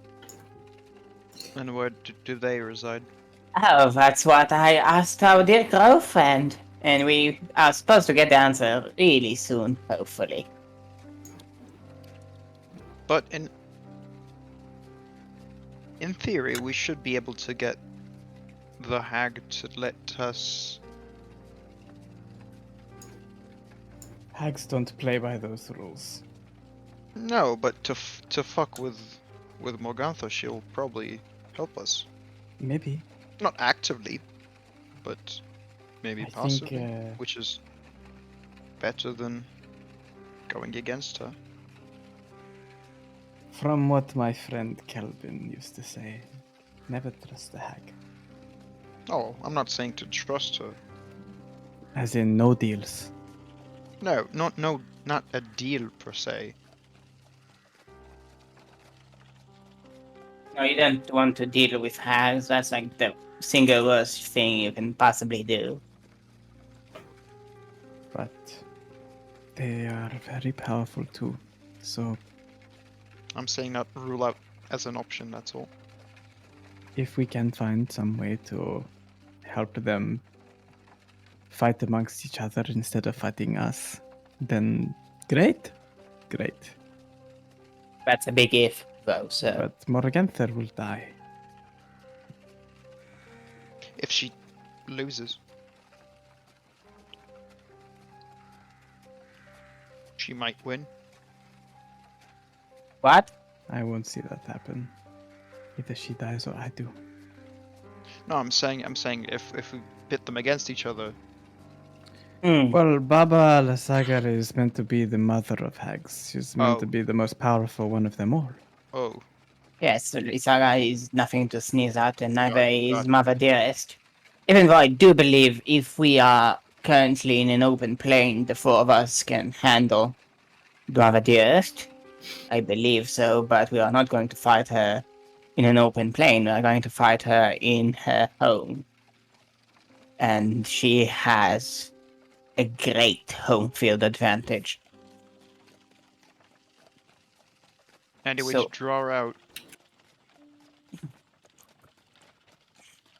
Maybe if we get more information about the standing stones, maybe we can squeeze them enough for her to fix things, because she is guarding the standing stone as per contract from Strahd for some reason.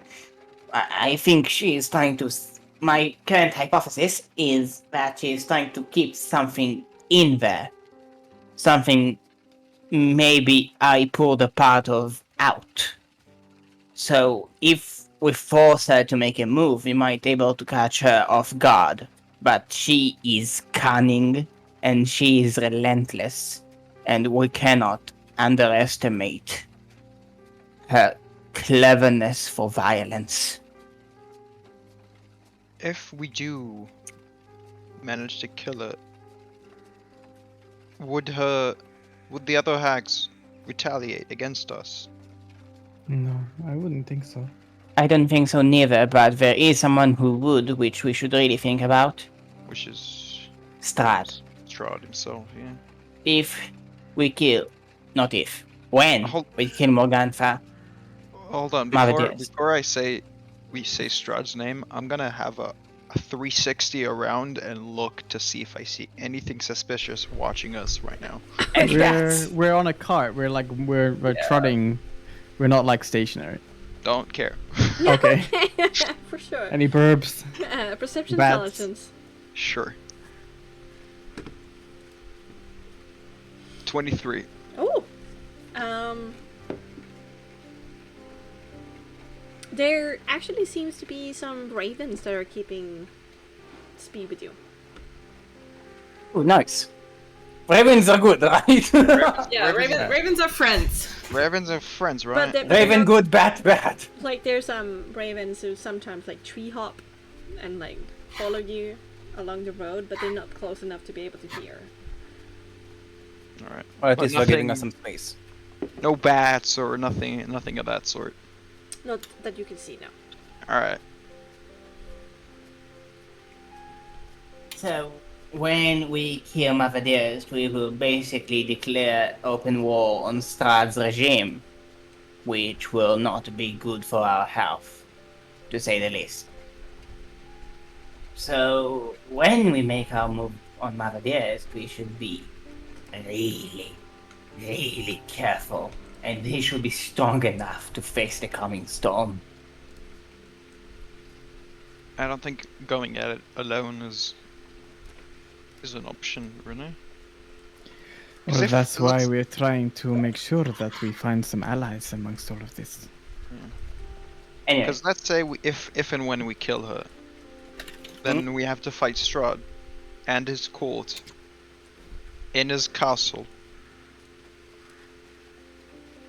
That's a tall order. That's what we have to do to get free of this curse.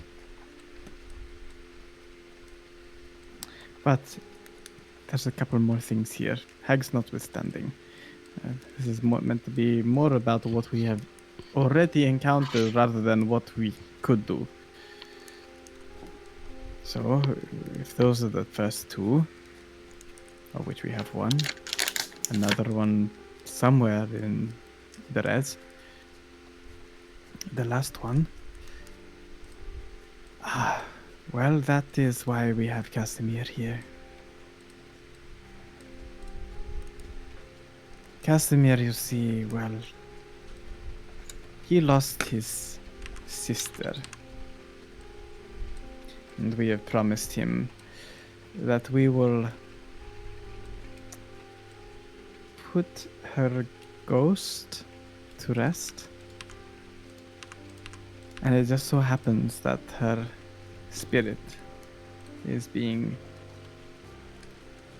harnessed or like imprisoned, so to speak. Her soul, whatever it is, in a place called the Amber Temple. It's in the mountains. Mm. And that is where the third vestige also remains, lies.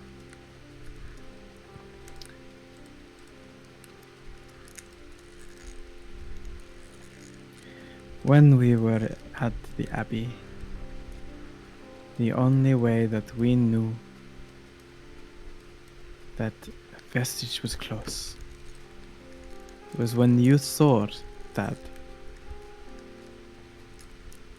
the tarot cards that Madame Eva gave us at Serpool was glowing.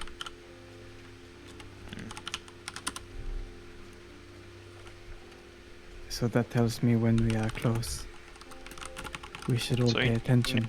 General area of it. Sorry, mister? So you know the general area of where it's supposed to be, and then specific would be the card. We have to get very close. All right, yeah. Bexxy, your microphone's picking up your fan or whatever. Oh, sorry. So right now, where are we headed? We're headed to the. Right now, we're Fidetov Manor. So, well, just a little bit more pros. So, along the way, you join us after we have lost 2 friends. And Well, you put it many- very morbidly, but the second friend is still alive and kicking. Yeah. I don't mean, okay, poor turn of phrasing. Well, we have parted ways with Thank you. one of our friends who is doing their own research, very important research, at Argenvosholt, a fortress basically in the middle of Barovia, of where we discovered the ghostly soul of an ancient dragon. And What color was it?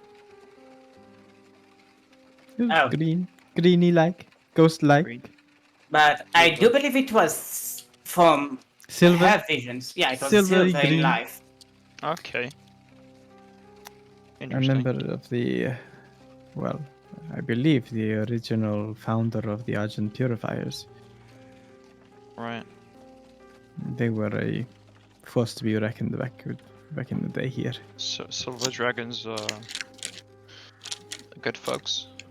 So I've heard. Well, we don't know. I mean, other than just the one that we've met, I've never met a whole bunch of silver dragons. Have you? I haven't met some per se, but I've heard stories about them Really? From who? from home. From whom? Your father, right? You said something about it? My father? Yeah, he's Okay. like... I don't think I mentioned my father too. Oh, shit, never mind. Probably your mother, right? Yeah, my mother. She usually talks about that stuff. She's So are these like fairy tales, historical records? You know, a bit of watching- both, I would imagine. Right. We met one in person. At least.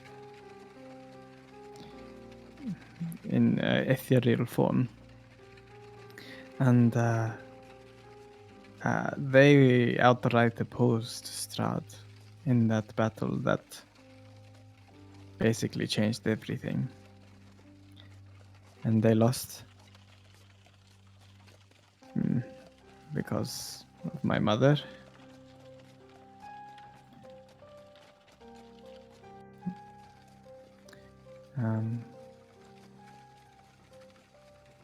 We have a task with Argenbost, the ghost dragon, to reunite her with her skull, in which Strahd uses it as a lounge ornament. Let's see. And in doing that, well, we hope to reignite a beacon that could perhaps aid all of Barovia. We just don't know. But any help at this point is what we're looking for.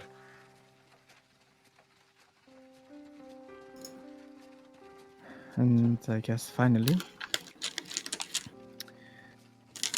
I have another cousin who is out there somewhere, who also left the mists. And she signed up with a group of monster hunters.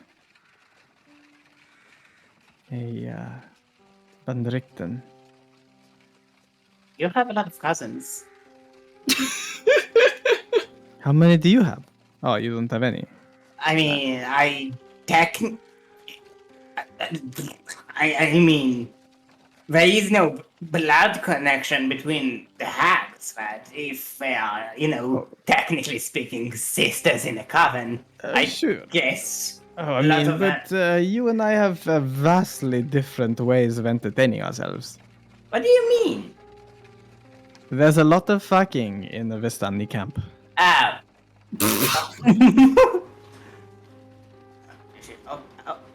Okay. So do you like breed with each other? Keep it in the family? Wait a minute. Sweet home. I will unmute myself. What? I don't think that there's any really, important right now to discuss. I think This is quite important right now. It's to not discuss. important. If you want to bring it up later, then go ahead. But Vesanis are not so inhibited. In any case, my cousin Esmeralda followed this Van Richten and trained with him, I believe, to hunt down and try and end Strahd's reign by herself or with Van Richten. However, Van Richten wasn't exactly a nice guy either. He was the person responsible for inciting a riot amongst Velaki by killing many Vestani. And when Strahd came to Velaki demanding blood, we found that he was the root cause. And even if he was this famous monster hunter, I could not let someone so callously kill my people. And so we gave him to Strahd, so he would leave the innocents alone. And we could at least give some sort of vengeance to my people.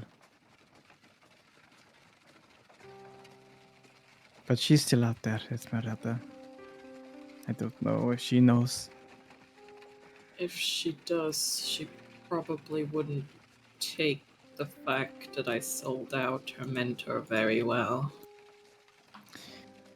Perhaps not. But she tends to pop up in all unlikely places. Honestly, if people ever found out, I highly doubt anybody would take it really well in the Protectorate either, so... Probably not. If they found out. Well, if Esmeralda is able to go out of the mist still, that's a problem. But she is a kind soul. She's just a little bit strong-willed. And That can be she dangerous likes at to... Yeah, you like her a lot. I I like her. I mean, she probably will hate my guts, but But as you can see from this chest, he thumps this chest like a used car salesman. That's sitting in the back of the carriage. The emblem on the top is that of, what is it, 2 arrows crossed, right? The emblem of the scroll bow. Yeah. Yeah, it's a crossbow crossed with a scroll. Yeah, crossbow and 2 scrolls.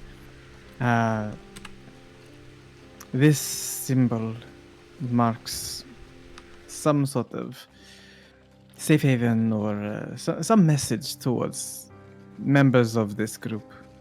I don't know exactly how many of them are in Barovia, but at is least I that know. just like his like family symbol or something? I don't know. I haven't found the origin of it, but in any case, if you see it, it's not a bad thing necessarily, because Van Richten and Esmeralda, they want Strahd dead too. So that's basically, on the whole, other than a few people here and there, but I can't recall every single person we've met along the way, and wonder if these people are going to be worth noting.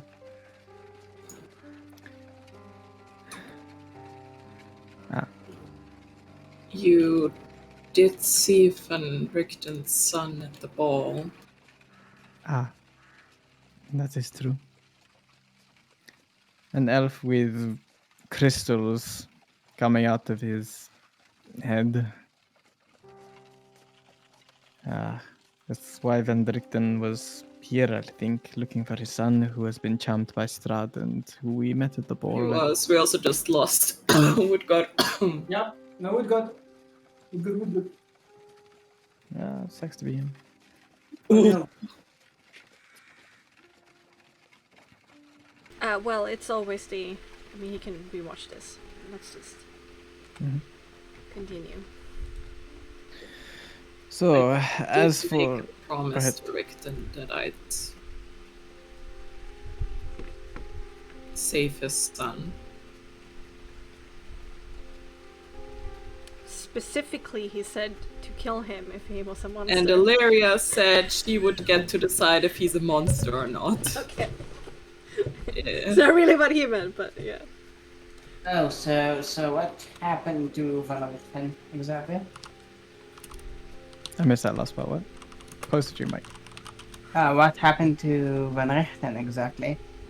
Well, I walked with him to the edge of Valaki, where he was taken by this weird armor thing, and I don't know what happened to him. Wait, he went willingly?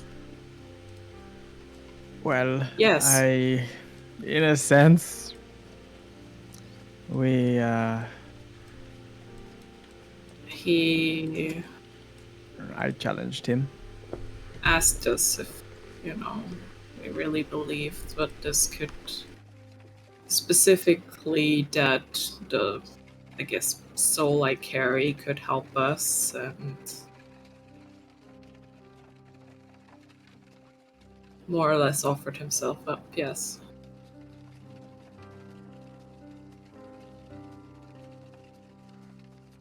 He deserved to be... Well, he deserved to pay for his crimes. Nobody has the power to just choose whether someone should live or die just because of their own agenda. Brutally murdering innocents just so that they can prove a point doesn't fly with me.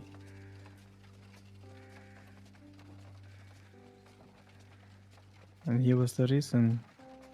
And the person that ended Anya's life too. He personally? When we went there, I can't prove it, but she was amongst those that were killed in that attack. And what about Argyle and his stooges? Well, the brothers in the Vestani camp in Valaki, they're misguided. One was distressed by the loss of his daughter, and the other one hated Valaki and the Valakians themselves. And acting on behalf of Strad, he, ensured his own destruction. Well, destruction of his people. I wouldn't necessarily call Aragal as an accomplice to her murder, but he certainly didn't help. He was a fool. And he paid the price of foolishness. And that's where you met me. Well, we met you in Valaki after All of the that. death of Kelvin, Yes. Just Of which- skipping that part for your benefit. indeed. So, well, Hello. welcome back. Welcome back. Welcome back! Hey, welcome back. So, yes, we met you in Velaki after the rescuing of the innocent townsfolk by sacrificing Van Richten to Strad in order so he didn't kill everyone. Because we knew that Van Richten was the person that killed everyone in the Vistani camp outside of Valaki.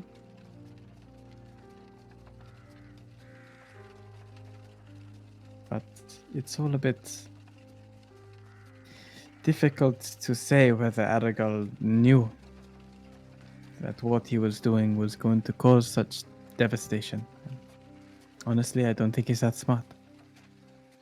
He's just ambitious. Why are you trying to plead for him? I'm not. I'm just telling you the facts. I care not about Aragal. I feel for Luvash. But If I slit Argyle's throat tomorrow, how would you react? Aragal's a big boy. He exiled me from the Vistani camp. Honestly, every day I feel less and less like a Vistani. For the record, I don't plan on killing him. I know. And that's your own agenda, Ramatia. That's Yes, something that you will have to do alone. of course. I won't stop you, but I won't be a part of it. Don't expect you to. I don't think that's something I'll get to live to see it through, but to each their own.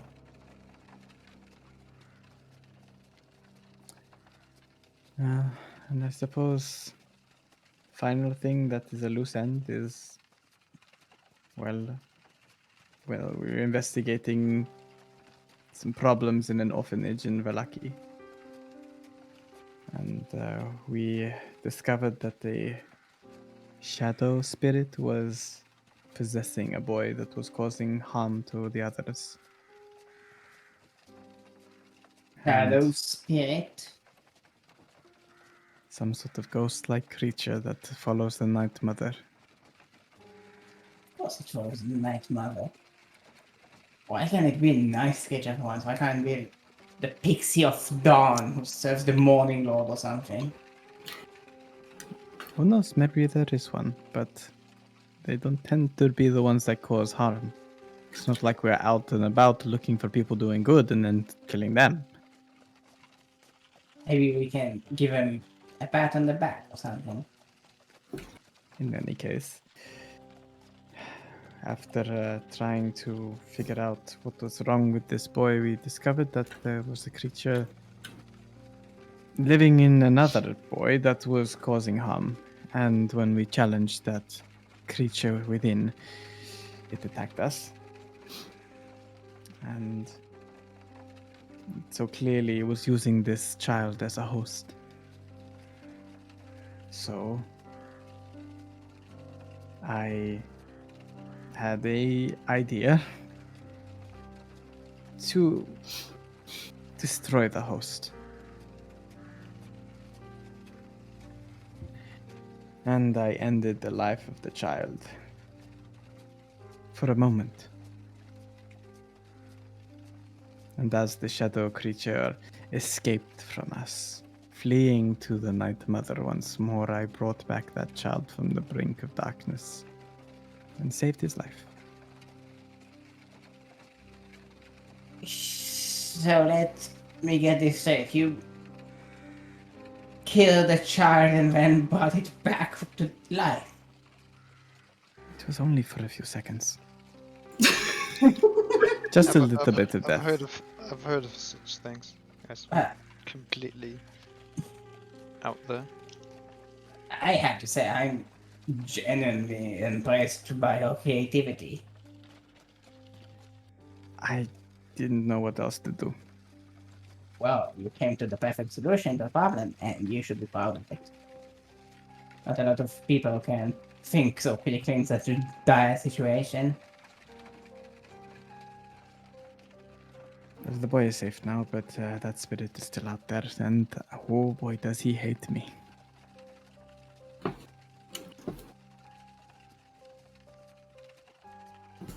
So after that, you went to Argenvo's Holt. What was that a planned thing, or it happened? Well, that was mostly because of Asphodel, our silver dragonborn ally that is researching.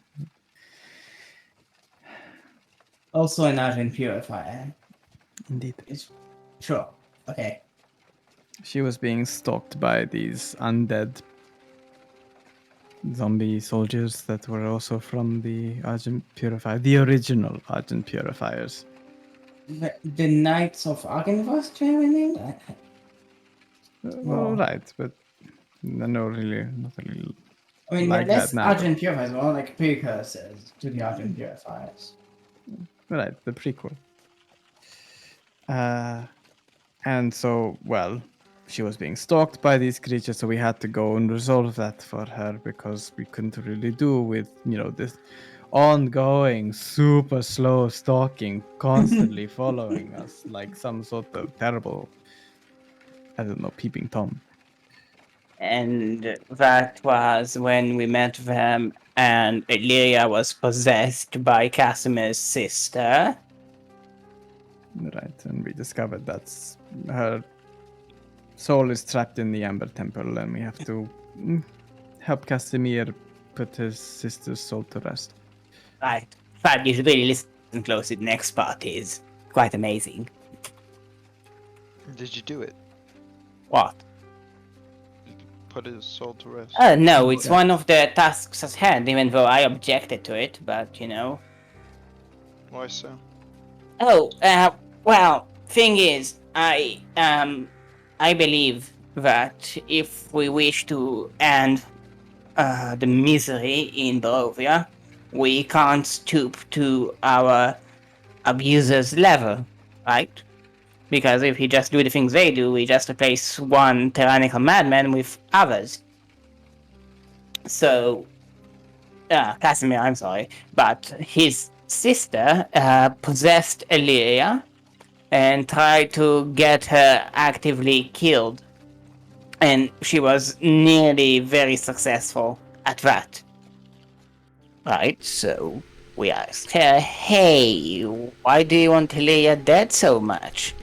And she was like, because she claimed she saw that Illyria is important to Strahd, and she wanted to hurt Strahd by killing Illyria. To be fair, she has been tormented in death for centuries. I can't imagine what sort of mental mind structure you would have after I centuries of torment. don't really hold a grudge or anything against your sister. To be And honest, I'm not sure I would have done differently if I were in her position. it's And all if very you- nice and all, but we No need. offense. Blame Valeria. anyone, then blame me. It's all very nice, but do we really want to unleash this sort of being into the world? We're not going to. We are going to put it to rest. No, I'm pretty sure Casimir's goal involves bringing her back to life. Yes, it is. Casimir?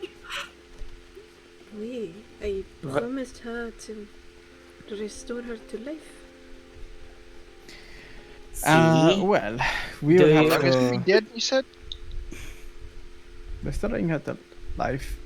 But she has In the sense of restoring to her as you promised to remember be her. your ally against the devil. She How was the long most- has she been dead again? Centuries. Well, let me That's think. that's a lot. Which year is it now again? I've heard of. 744?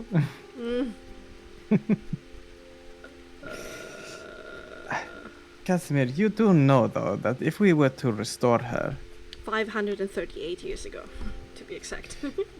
if we were to restore her, you are in the mindset that this restoration will bring her back to the point at when she died, in the same mindset, in the same personality, and not restoring that of this sadistic Sadistic?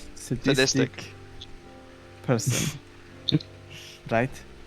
Because if we restore this,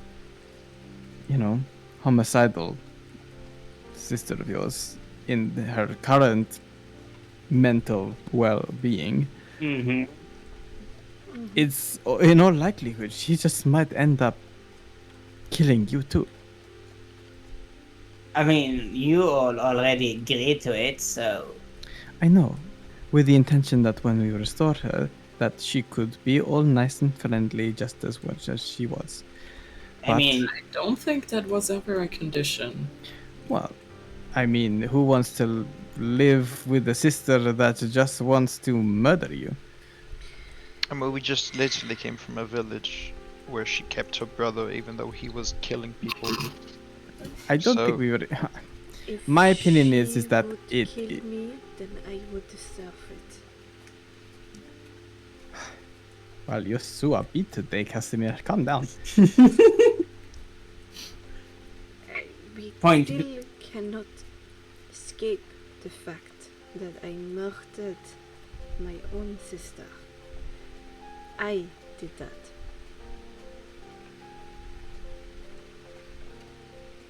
I did that. And I You've will do been- anything to right this wrong. Then I greatly hope that when we do restore her, that she is exactly how you expect her to be.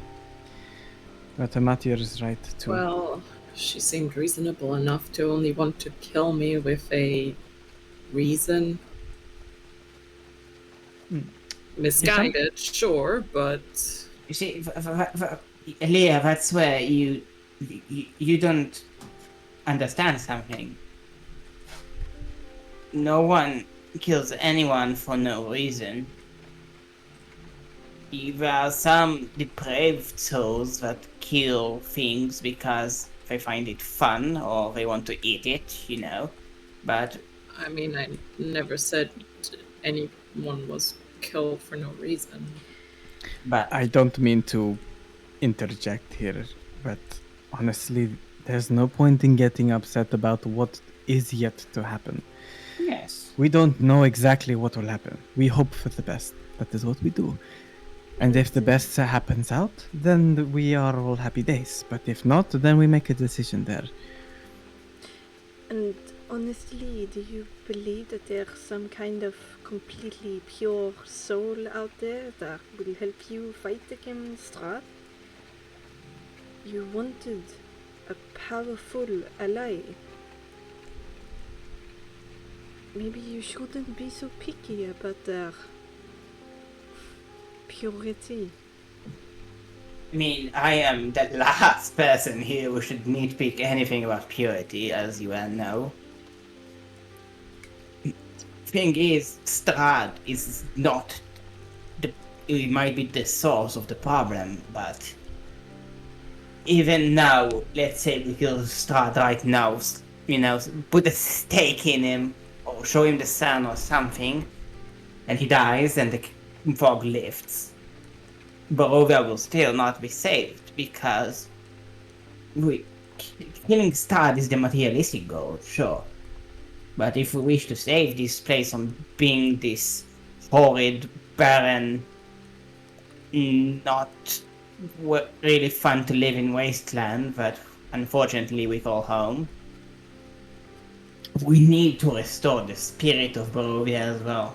And we can't do that by letting some psychopaths loose to murder people again. Just merely lifting the curse will bring a lot of hope, Hamatir.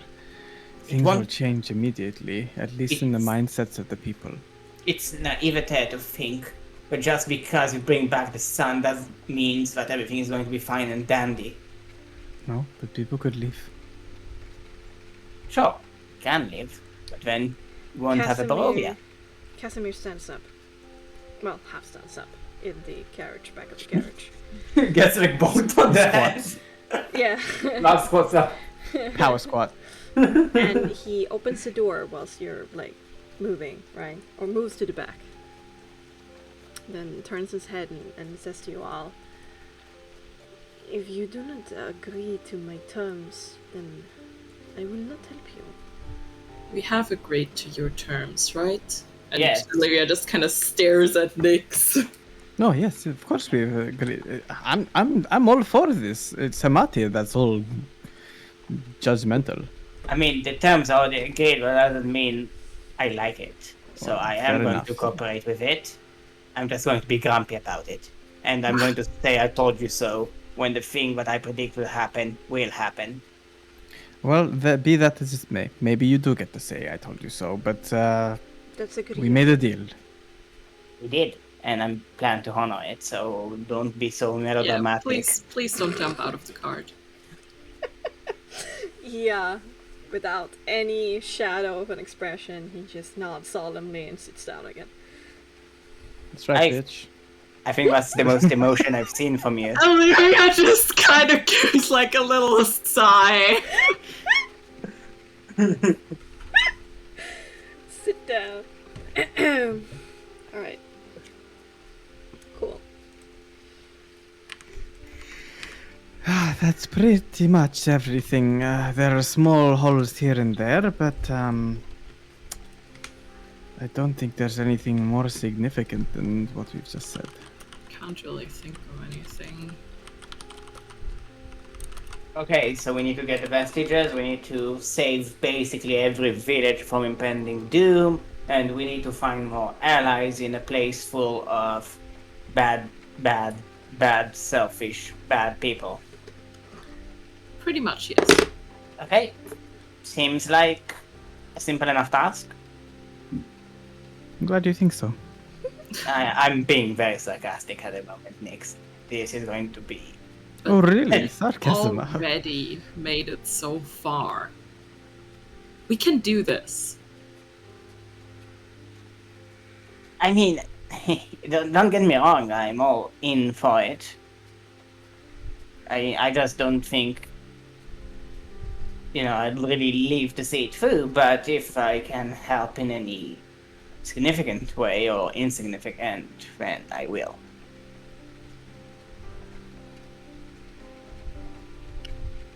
I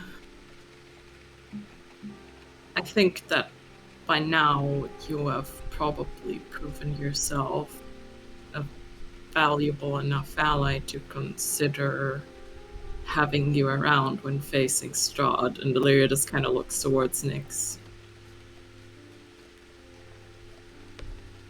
Nyx doesn't return the gaze.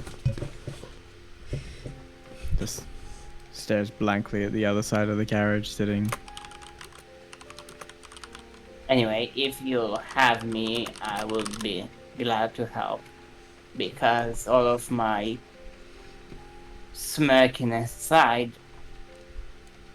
Better Barovia is a cause I am willing to die for. And much more than that, too.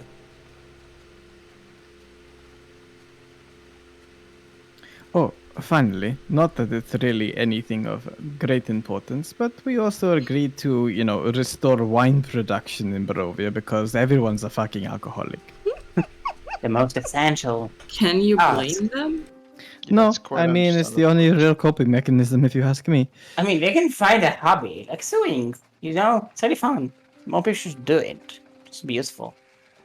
I'm not sure people get the same buzz from sewing, Hermatia. But it's so satisfying. In any case, there's easier though. something spooky There's happening at the vineyard. That Also a person there that I still would like to talk to. at The the vineyard? vineyard? Yes. Who would that be? One of the ravens, I Davy. think they're head of sorts. Davy? Like the Prime Raven? Oh, The Elder Raven? He seems to know a lot about the history of this place. Speaking of which, Casimir. We? I don't know why that was so funny to me. I'm sorry. What are you talking about? It's just Elvish. I mean, should I make Illyria more French? Not like full French, but like half. Half French accent, yeah. Wait, it is. Madame Illyria.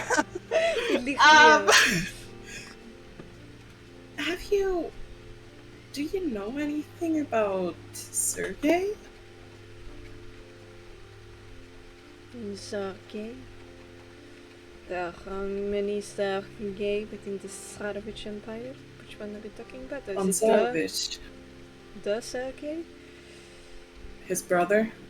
Oh, well, of course.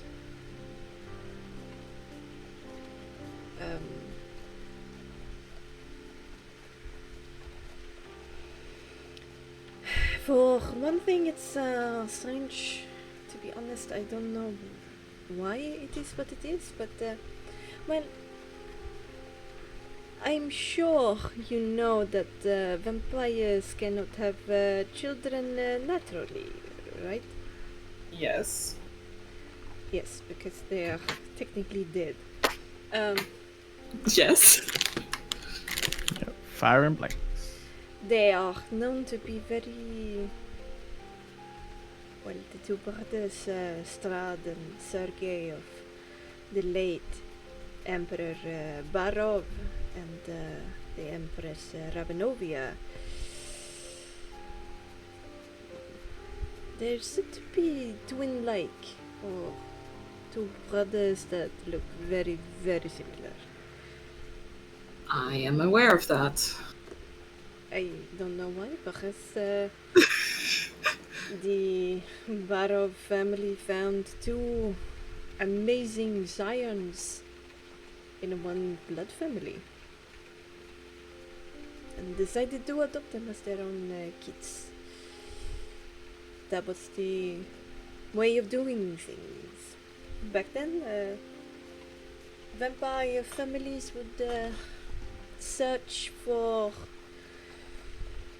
talented young children and take them from the parents and raise them themselves. And when they reached an age that they were considered fully grown, they were returned.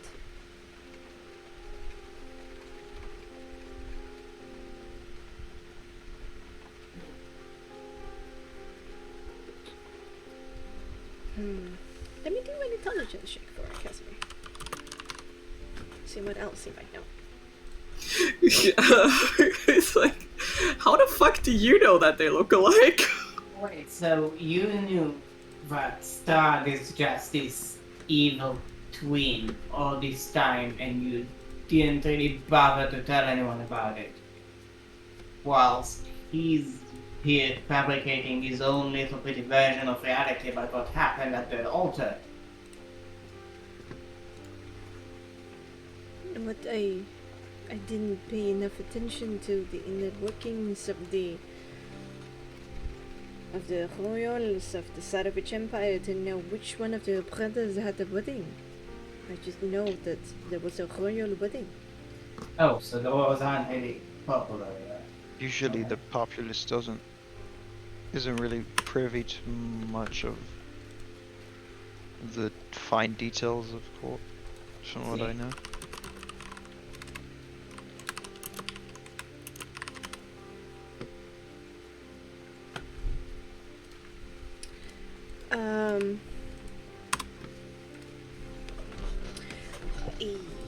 I also know that Strahd was the chosen one to be the primary heir, and Sergei was considered.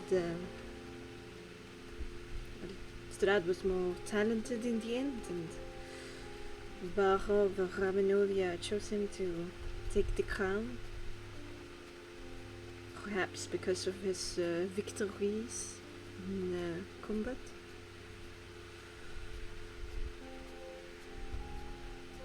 I never dealt with them, never met them.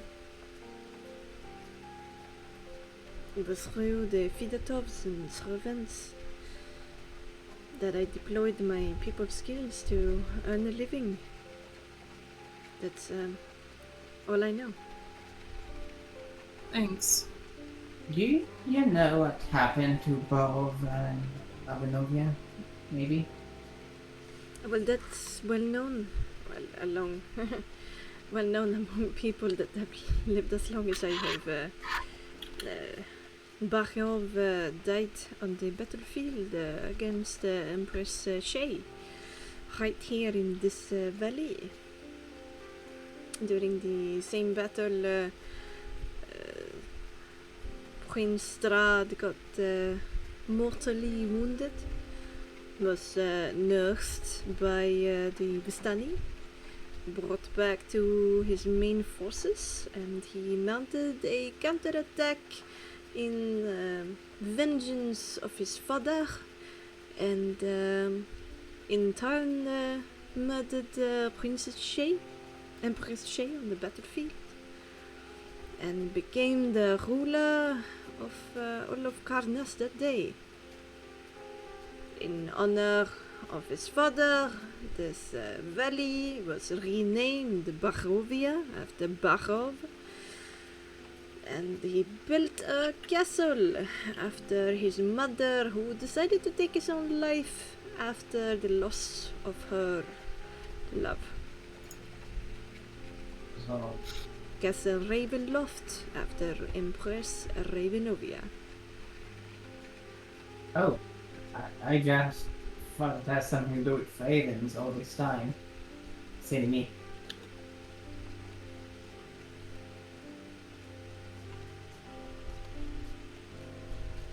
Well, Hey. it's easy.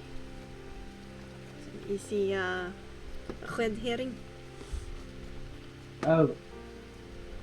Oh, so you are versed in poetics. I wasn't just making fun of you.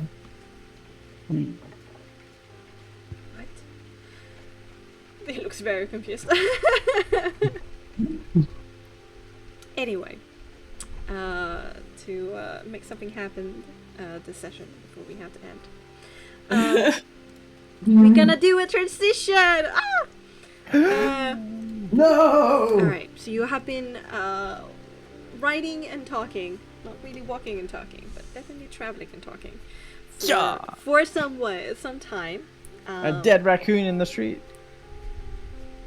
What? What? Oh, no! No. Is that like a Eh. London thing that we're not aware of? Okay, let's focus up. Shit. You continue southward. The snow, melts. It turns into a sludge, and at that point, you find this very overgrown side road that takes you towards the, mostly east, but a little bit north. And that Dimitri described to you. You take this side road. You continue traveling downwards towards the offshoot Lake Barrow from the bigger Lake Savoie. And the river Barrow as well that Tatiana Bridge spans. And after an hour or so riding across, riding over this very, very bumpy and overgrown road, there's something different that happens in front of you.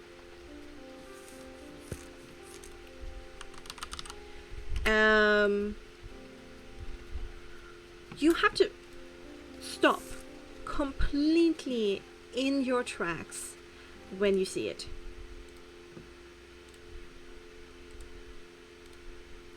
Whoa there. Whoa! Yeah, and you stop and do not try to accelerate for some weird reason. Looking at it for a few word moments before you dare to do something. It is quite hard to explain in words, but I shall try. There seems to be some kind of filter in front of you.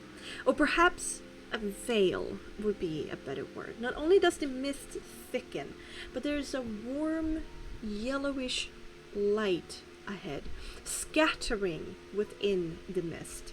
It doesn't come from above or within or any other direction really. It just seems to permeate the area beyond this veil. 3 of you, Thad, Nyx, Illyria, become especially shocked as the light is quite reminiscent to the nature of sunlight. But not quite so at the same time. It's more like a crude memory of it, scattered aimlessly within the thick fog. Is there a source of it? Can I try to look for? There's no need to do a check here, really. It doesn't seem to have a source. It does seem to get stronger further in, but it's not like it's coming from a sun above or something like that, no. Right. Okay. Does it look like it has a shape? Or is it like just there like a wall? Or is it like... Yeah, a bit like a wall. square? Like where you're standing, everything seems normal, and then just in front there's just this little shimmering, and then just the world changes into this. And like how high does it go up? Does it go up into we can't see any further? Or is it like a height to it? Or? There's no height. You cannot see the end of it. And the width? We can't see where the width is? It disappears within the trees. The way you do not know where it goes. So it seems massive. It looks flat. It doesn't look like it's curved in any way. Do you know the movie Annihilation? Annihilation? Yes. Yes. Annihilation? Annihilation. Annihilation. Oh god. Yeah. Yeah. It's a bit like that. Okay, so it's like so big that you wouldn't know any different. Yeah. Okay. Well, Nyx is like poking his head through the hole, I suppose. While looking through the hole in front as the cart has stopped. Alright. Just putting your head through the this veil.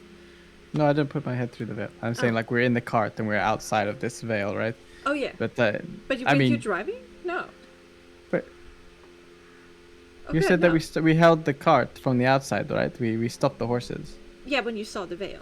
Yeah. But somebody was sitting in front, right? Wasn't that you? Yeah, that's what I'm saying. I'm Right, it was- sitting in the back looking through the little window. Yeah. Mm-hmm. It was Father Chad and Oh, Where? right. So it's Thad and Illyria at the front. Oh, right. Yeah. Right. it's Fandaria. Yes. You pop out your little head in the window. Now I'm with you. It's Team Protectorate. And Team protectorate. Team P, go. and we're Outside. Team Sound. And I squinted it and. Well, that's weird. What is it? Is. It looks like daylight, but Yeah, but in it's a weird, like not quite. a weird misty, brighter mist. I've never seen anything like this before. So that's daylight? No, not really. Not really. Quite. But well, It's like if it took like a magical light and then tried to imitate daylight with it. That's how I would describe it. I'm going to get out, and Nix gets out. Okay. And walks up to the. Wait. I think that's a good idea. I'm not going to touch it. Don't worry. Okay. Wait, what if we take as like a stick and try to? You can try the scientific, air quote scientific approach with a stick, but I'm going to use arcane traditions in trying to detect magic on this thing. I'm gonna take a stick and fucking stick it. stick it. Yeah. You wanna buy some death sticks?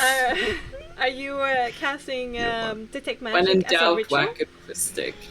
Yes, as a ritual. Yes. I'm This- casting stick. The casting of stick doesn't require a soul check, thankfully. Goes off without the hinge, and you stick your stick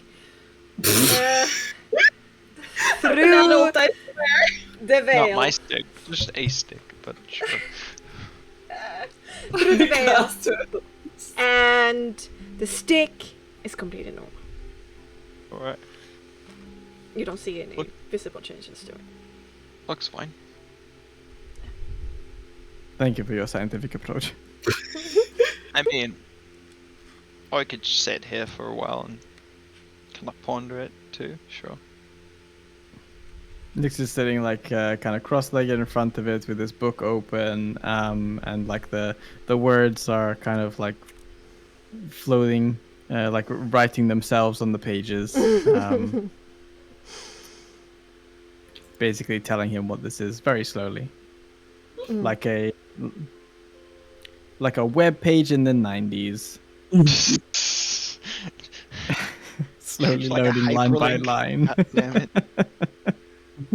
Like a Alright. JPEG loading. And this is the hypertext protocol.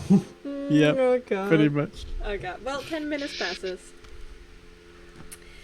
And there indeed is magic permeating the area in front of you, Nyx. It is a mixture of magical schools. And it's really hard to like pinpoint anything in it. It's a little bit of a soup, but it's definitely powerful. But make me an occult with intelligence. I'm so occulty. Oh, do you believe in the occult, man? I mean, I believe in my intelligence. No. Yeah. One Dude. man. Oh! Damn. Okay. Not too shabby. Even if you didn't have the tech magic in the dream that somehow Mother Eva sent to you about a certain house in the mists, the hair at the back of your neck stands out as you get a very strong déjà vu by the nature of this magic.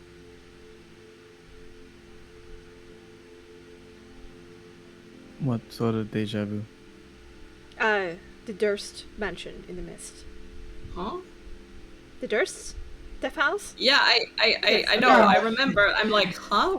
What? You know, when you killed a baby? Yeah, I do remember the baby killing. I'm like, why is it similar You to killed the that? baby? God damn, guys. Yeah, Illyria stabbed the baby. We skimmed over that part because it was a dream. God damn it. Yes. It was a dream, nothing bad ever happened. Illyria definitely did not stab a baby. Why would you kill the baby, guys? Just save the baby. It So was inside a monster. I didn't know it was a baby until Anyway. I stabbed it. anyway, so the memory of the Durst and knowing because Nyx and Illyria both got the good ending. By killing the baby. The baby murder ending. Yeah. And knowing that was related to basically stasis, right? Like time status, time stasis. Basically, yeah. Nyx closes the book and looks to Illyria with a worried look on his face. What's going on?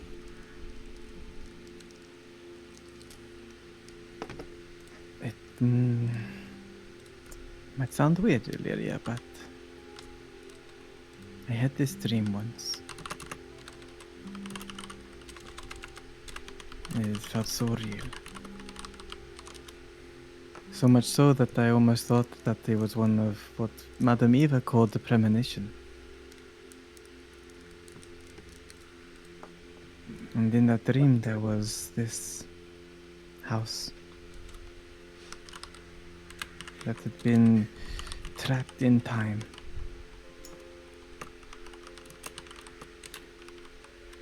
And I think that Wait, with 2 children?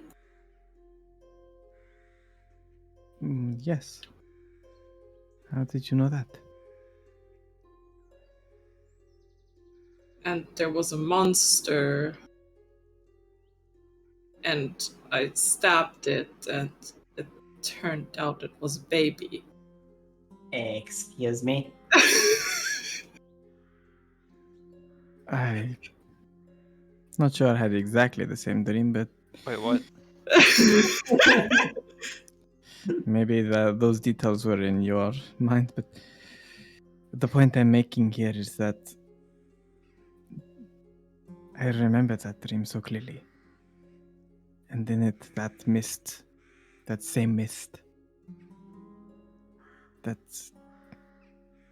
kept everything in perfect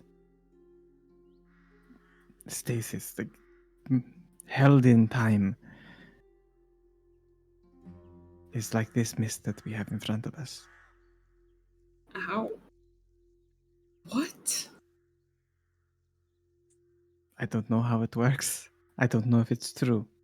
Wait, so you both dreamed the same dream about a monster that turned out to be a baby, and now that thing is somehow... No, It's a Hamatire. similar energy, I think. have you been too much in You're Barovia or something? getting a little carried away, Hamatire. That sounds That's- completely bonkers. I'm just saying that after I've just cast this ritual that tells me usually about what sort of magical energies are around, Yeah. the one that told me about, all the mindfuckery, that has told me that it was similar to that. And that was about holding things in time. So whilst it didn't necessarily hurt us in any way, we could pass through this mist without a problem, but leaving this particular mist might require us to do something within it before we are able to leave once more. But I'm So sure we are also being recruited into this mission thing from these light sources, or what you're saying. We need to accomplish a certain task or objective in order to get out of here. I don't know. I don't know what the rules are here. That was the case back then in my dream, but this one might be different. I don't know the answers, but I'm saying that we could potentially walk through this. We just might have a bit of trouble leaving it. But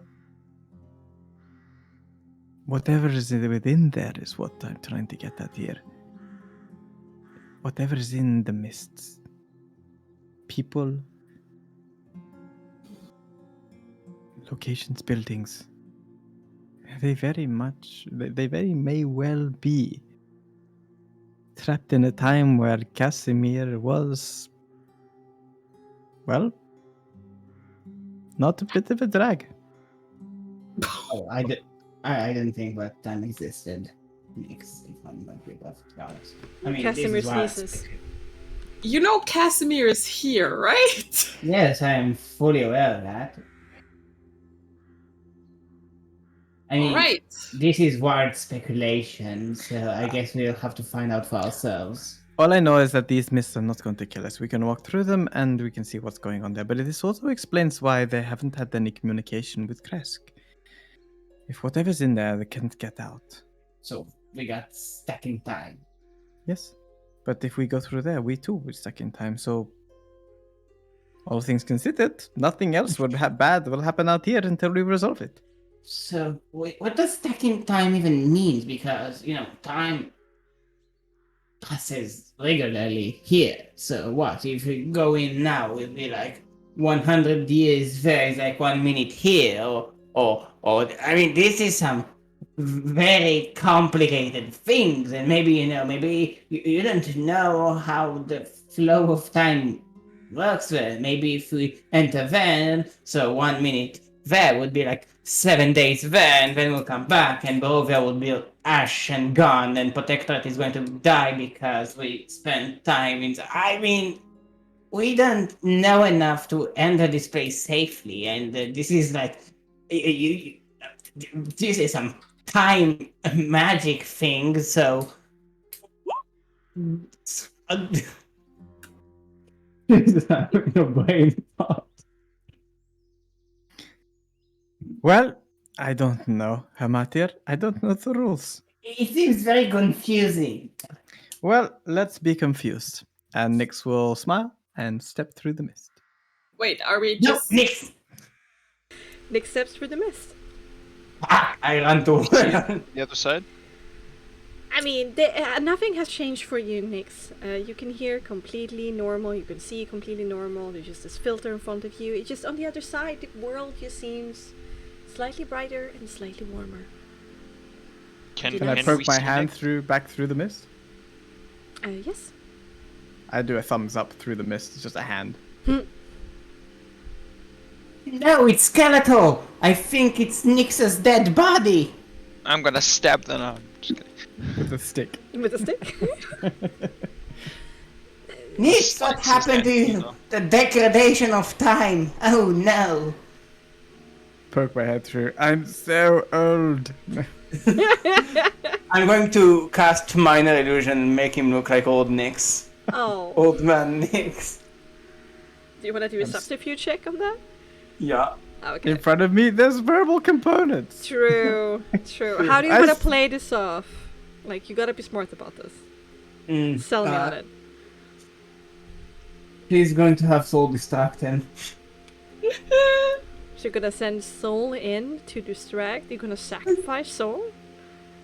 Nah, I'm just kidding. I don't want Okay. subterfuge. Anyway, Casimir steps down from the carriage, and he looks at you all a little bit worriedly.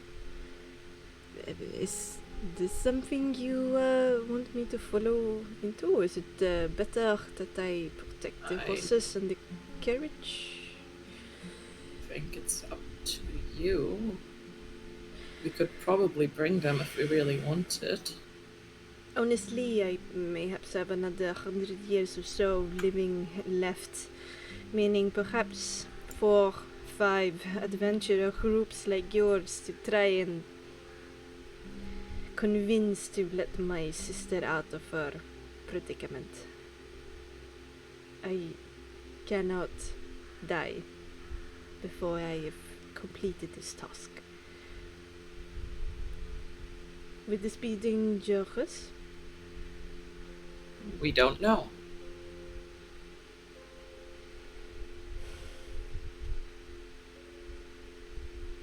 I mean, everything is a bit dangerous if you think about it. True. Some things are permanent and some things are not.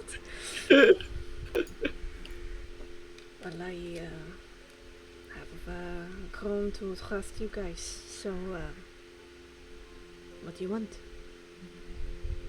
Need to stay here and protect your horses? Or do you want me to come?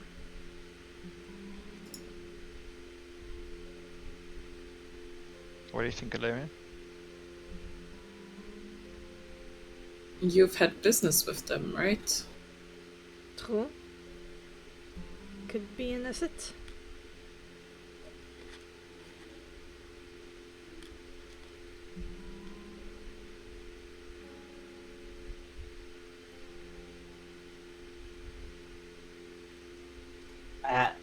As long as we don't get stuck in time or something, I'm up for it. So Well, Nick's to show that you can walk out. I guess. Yeah, you can book it. well, I join next. Okay. Slightly warmer. It's a little bit strange. There's this warmth wherever these beams are hitting your flesh. It's pretty nice. It's ticklish. Why is it tickling me? What? This is weird. And you see how much you are playing with the rays of light, almost like an ash being drawn into it. Okay, so now it's whoa. Okay. Illyria, you also go in? Yeah. And you want Casimir to follow? Then, because it will be an advantage. Yeah, I think we bring the cart and just Yeah, I think we bring through. just the whole cart. Alright, Yeah. you hop on back onto it. And you travel through the veil.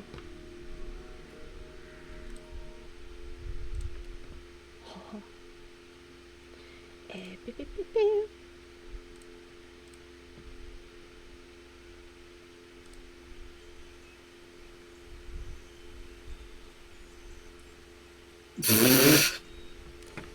You know what? Right, I'm actually gonna see the Rocky Horror Show at the end of the month. Everyone's dancing inside. So, Yeah. you travel through this very strange place without incident for a few minutes. It is warm. Warmer than usual. Pleasant.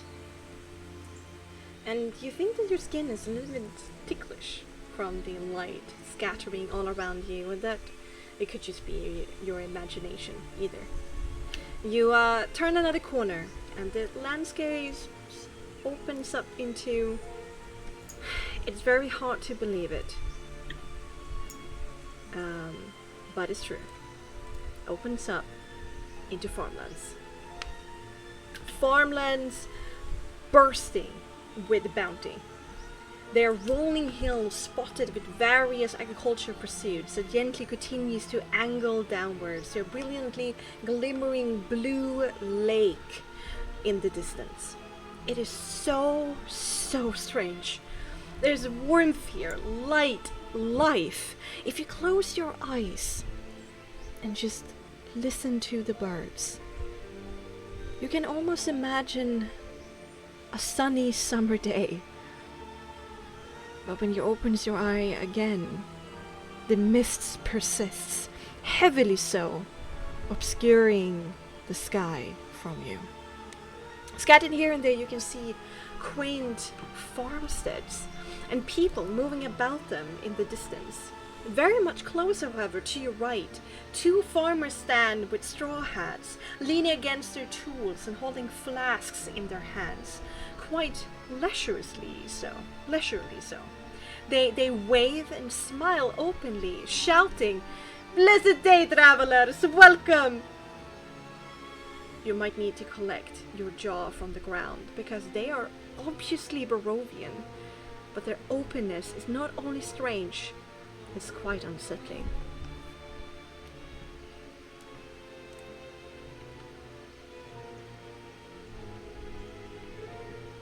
Any, reactions? I mean, Jaws being open. Illyria is just kind of like, looking at this and like blinking and like trying to collect herself. Amartya is in this. I kind of like sat here and did a whole face, but then remembered that you can't see me. Amartya is in a strange new world. Oh yeah, for sure. You've never seen something like this somewhere there.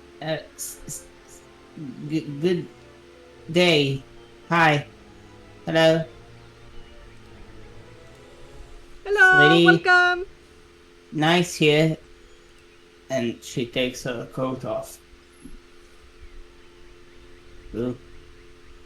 What's Hamartia look like right now? Like normal Amartya. Her true form? No, not true form. Like, Okay. both of them. Normal. Normal. Yeah. Halfling form. Halfling form. Okay. Good day. She's not a halfling, she's only to 50 for Yeah, fuck's sake. okay. She's not a halfling, she's just short. Alright, anyway, you're very weirded out. Do you talk to these farmers or you just carry on ahead? Nyx is going to, before poking his head out, like peer through the little hole. He wants to see if there are any like Vistani or other people like him here. I mean, there you can see quite far into the distance because kind of like the world kind of like opens up to this rolling plains that, you're a little bit of on a high ground because you're looking down where they gently roll towards the lake in the distance. So it's a little bit hard to see this figure, like, what races they are, but the humanoids that are around you closest, they're definitely half elf.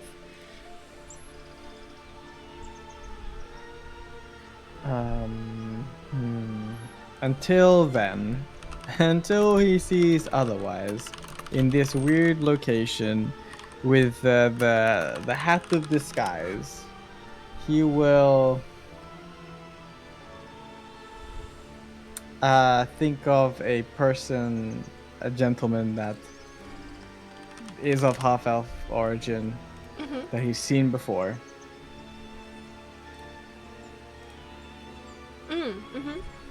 And transform himself into a half-elf.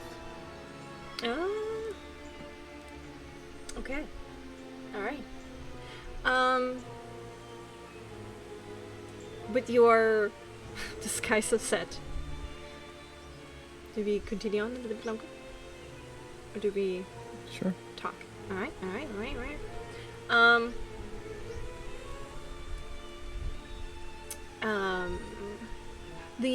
The road is soon flanked by a row of trees, a proper avenue that eventually delivers you to the spacious grounds of the area's master, the Fedatov estate. It is a two-story reddish brick building with square towers at every corner and climbing plants finding their home between the cracks in the bricks. There's an imposing walkway that leads up to the heavy wooden doors, flanked by very green bushes. Above the doors hangs a steel shield. Emblazoned on it is a key displayed over a tower. The lock on the door is nothing else than hefty. And beside the door there seems to be a button just begging to be pressed.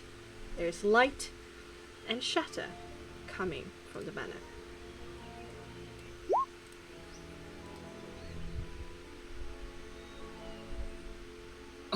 You did? Oh god. Lyra's slightly uncomfortable. You disembark from the carriage and you look a little bit warily around. What do you want to do? This is outside. I mean, this is what outside looks like.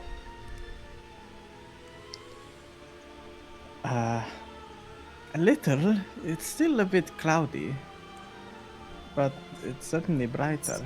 Closer than the rest of Barovia, that's for sure. It's beautiful. You don't mind the brightness? I mean, it's nice. It's warm. I always dreamt of feeling it, but now that I do feel it, it's even if it's just a magic trick, it's better than I expected. It's amazing. I'm sure that it's all fancy and everything, but try and take it slowly, okay?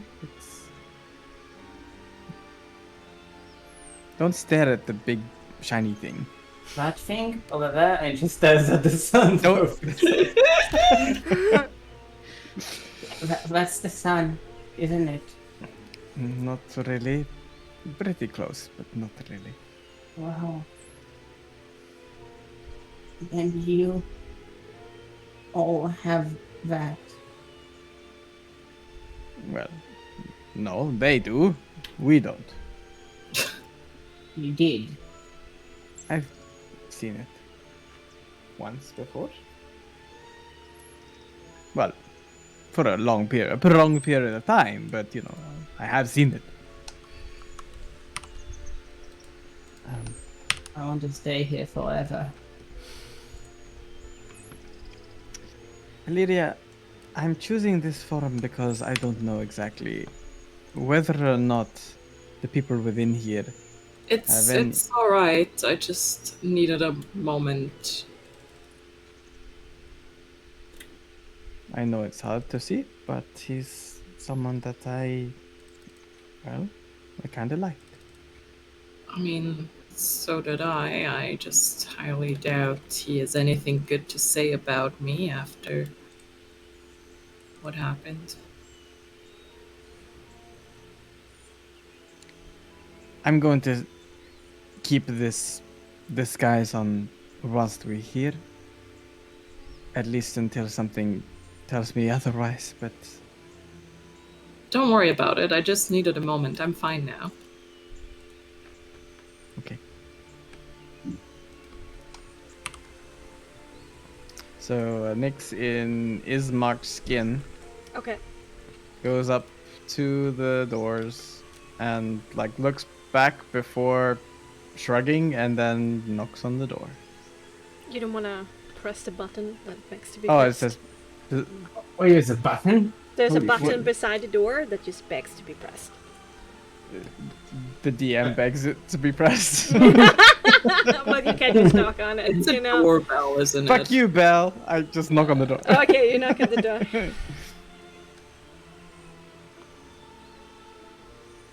Silence. I wait a second, knock again, Mhm. and then discovering the button, This is me being Fucking- spiteful. railroading my Yeah. knocking here. No, eventually, probably with somebody. I with pressed. Hamachi probably presses the button. Yeah. Mate doesn't know what the button is. It's just beside It- the door. It's your head height because you're Yeah. small. Ah. Oof. My god. Sure, I pressed the fucking button. Alright. A very pleasant chime that echoes gently but firmly through the manor for 5 seconds tops. Everything goes silent again except for this general shatter that's coming from the house, and then eventually there's the sound of a lock opening, and it's not the simple click, but throughout the whole door within it, there's a certain sound of arcane zaps and moving cogs and other complicated things, and it takes 2 seconds for the whole process to finish. before the door is like slightly opened on one side. There we go. To reveal it won't happen. it is well appointed for is a man dressed in an immaculately pressed servant outfit, and a very nice servant outfit at that. His eyes narrows as he takes you all in, pausing at each threadbare detail in, well, since you became Ismark, I don't think there's too much threadbare details, but there's definitely some threadbare details on Illyria and Thad in the back. And he squints his eyes in suspicion. Yes? I'm... Apologies, but we're looking for the Fidotov estate. We've been on the road for quite some time. Have we found our destination? Well, of course, this is the Fidotov estate. I am the head servant, Taltos. What business do you have? Well, we are emissaries from the nearby town of Kresk. Do you know it? Kresk. What would want the Kresker want with us? The engagement had just been cancelled. Is this some kind of... I must know, good sir, if you are here to cause trouble for my lady. If you are, then my honor demands that I will not let you through this door. They ended it on amicable terms. Enough, I assume. Nix looks around real briefly. You wouldn't have... That wouldn't be Lady Marilena Fidotov, would it? Which other lady of the Fidotov estate has been engaged with the Kreskov?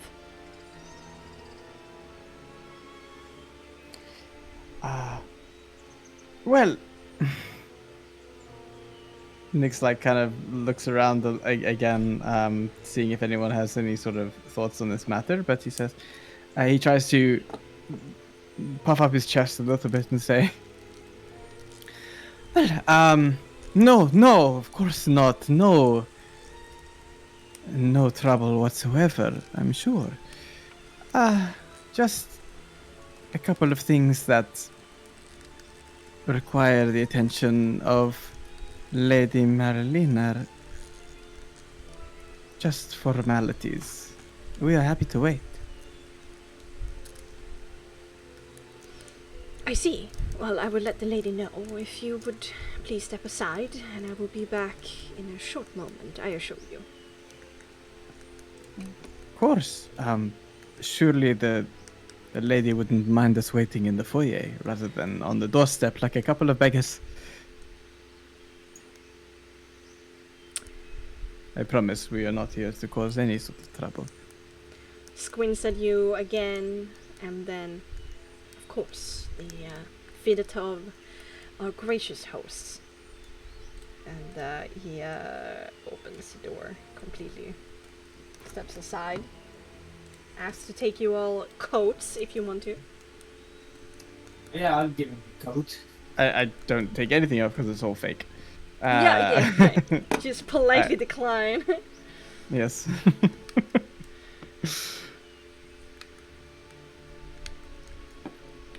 Just wait here for a moment. And he steps through the door over here, very, very tightly, he hides it with his body, so it's very hard to see what's beyond. But the sound of this shatter increases for a second as he opens the door and then closes it.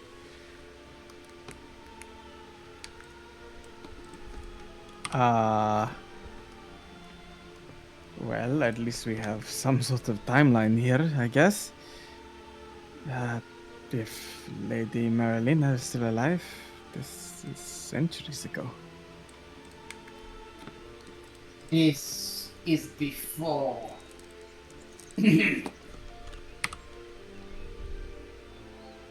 Before, maybe, maybe The not. sun is up. Or at least that time. Or thing, sun. Yes, This is we don't know if very this is confusing. like held in time or it's very slow time. It could still be. Not, it could not be centuries. It could still be maybe decades. Who can say? But one thing's for sure, it seems like. Well,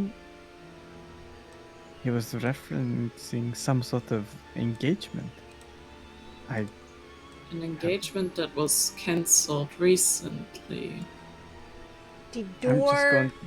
bursts open, and a little lady, very luxuriously dressed, with a lot of pomp and stomp, pushes open the doors and exclaims very loudly, "Now, I don't want anything to do with Kreskov nor his details, okay?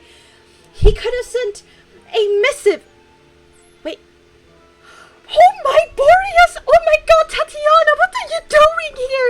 This is your night of your wedding! Oh, and what have you done with it? What are you dressed in? What is your hair? Oh my god, don't tell me you're getting the jitters! And with that, we're going to end tonight's episode of Charismatic Mystery! Oh my goodness. We forgot something there, didn't we? Whoopsie whoops. Oopsie doopsie.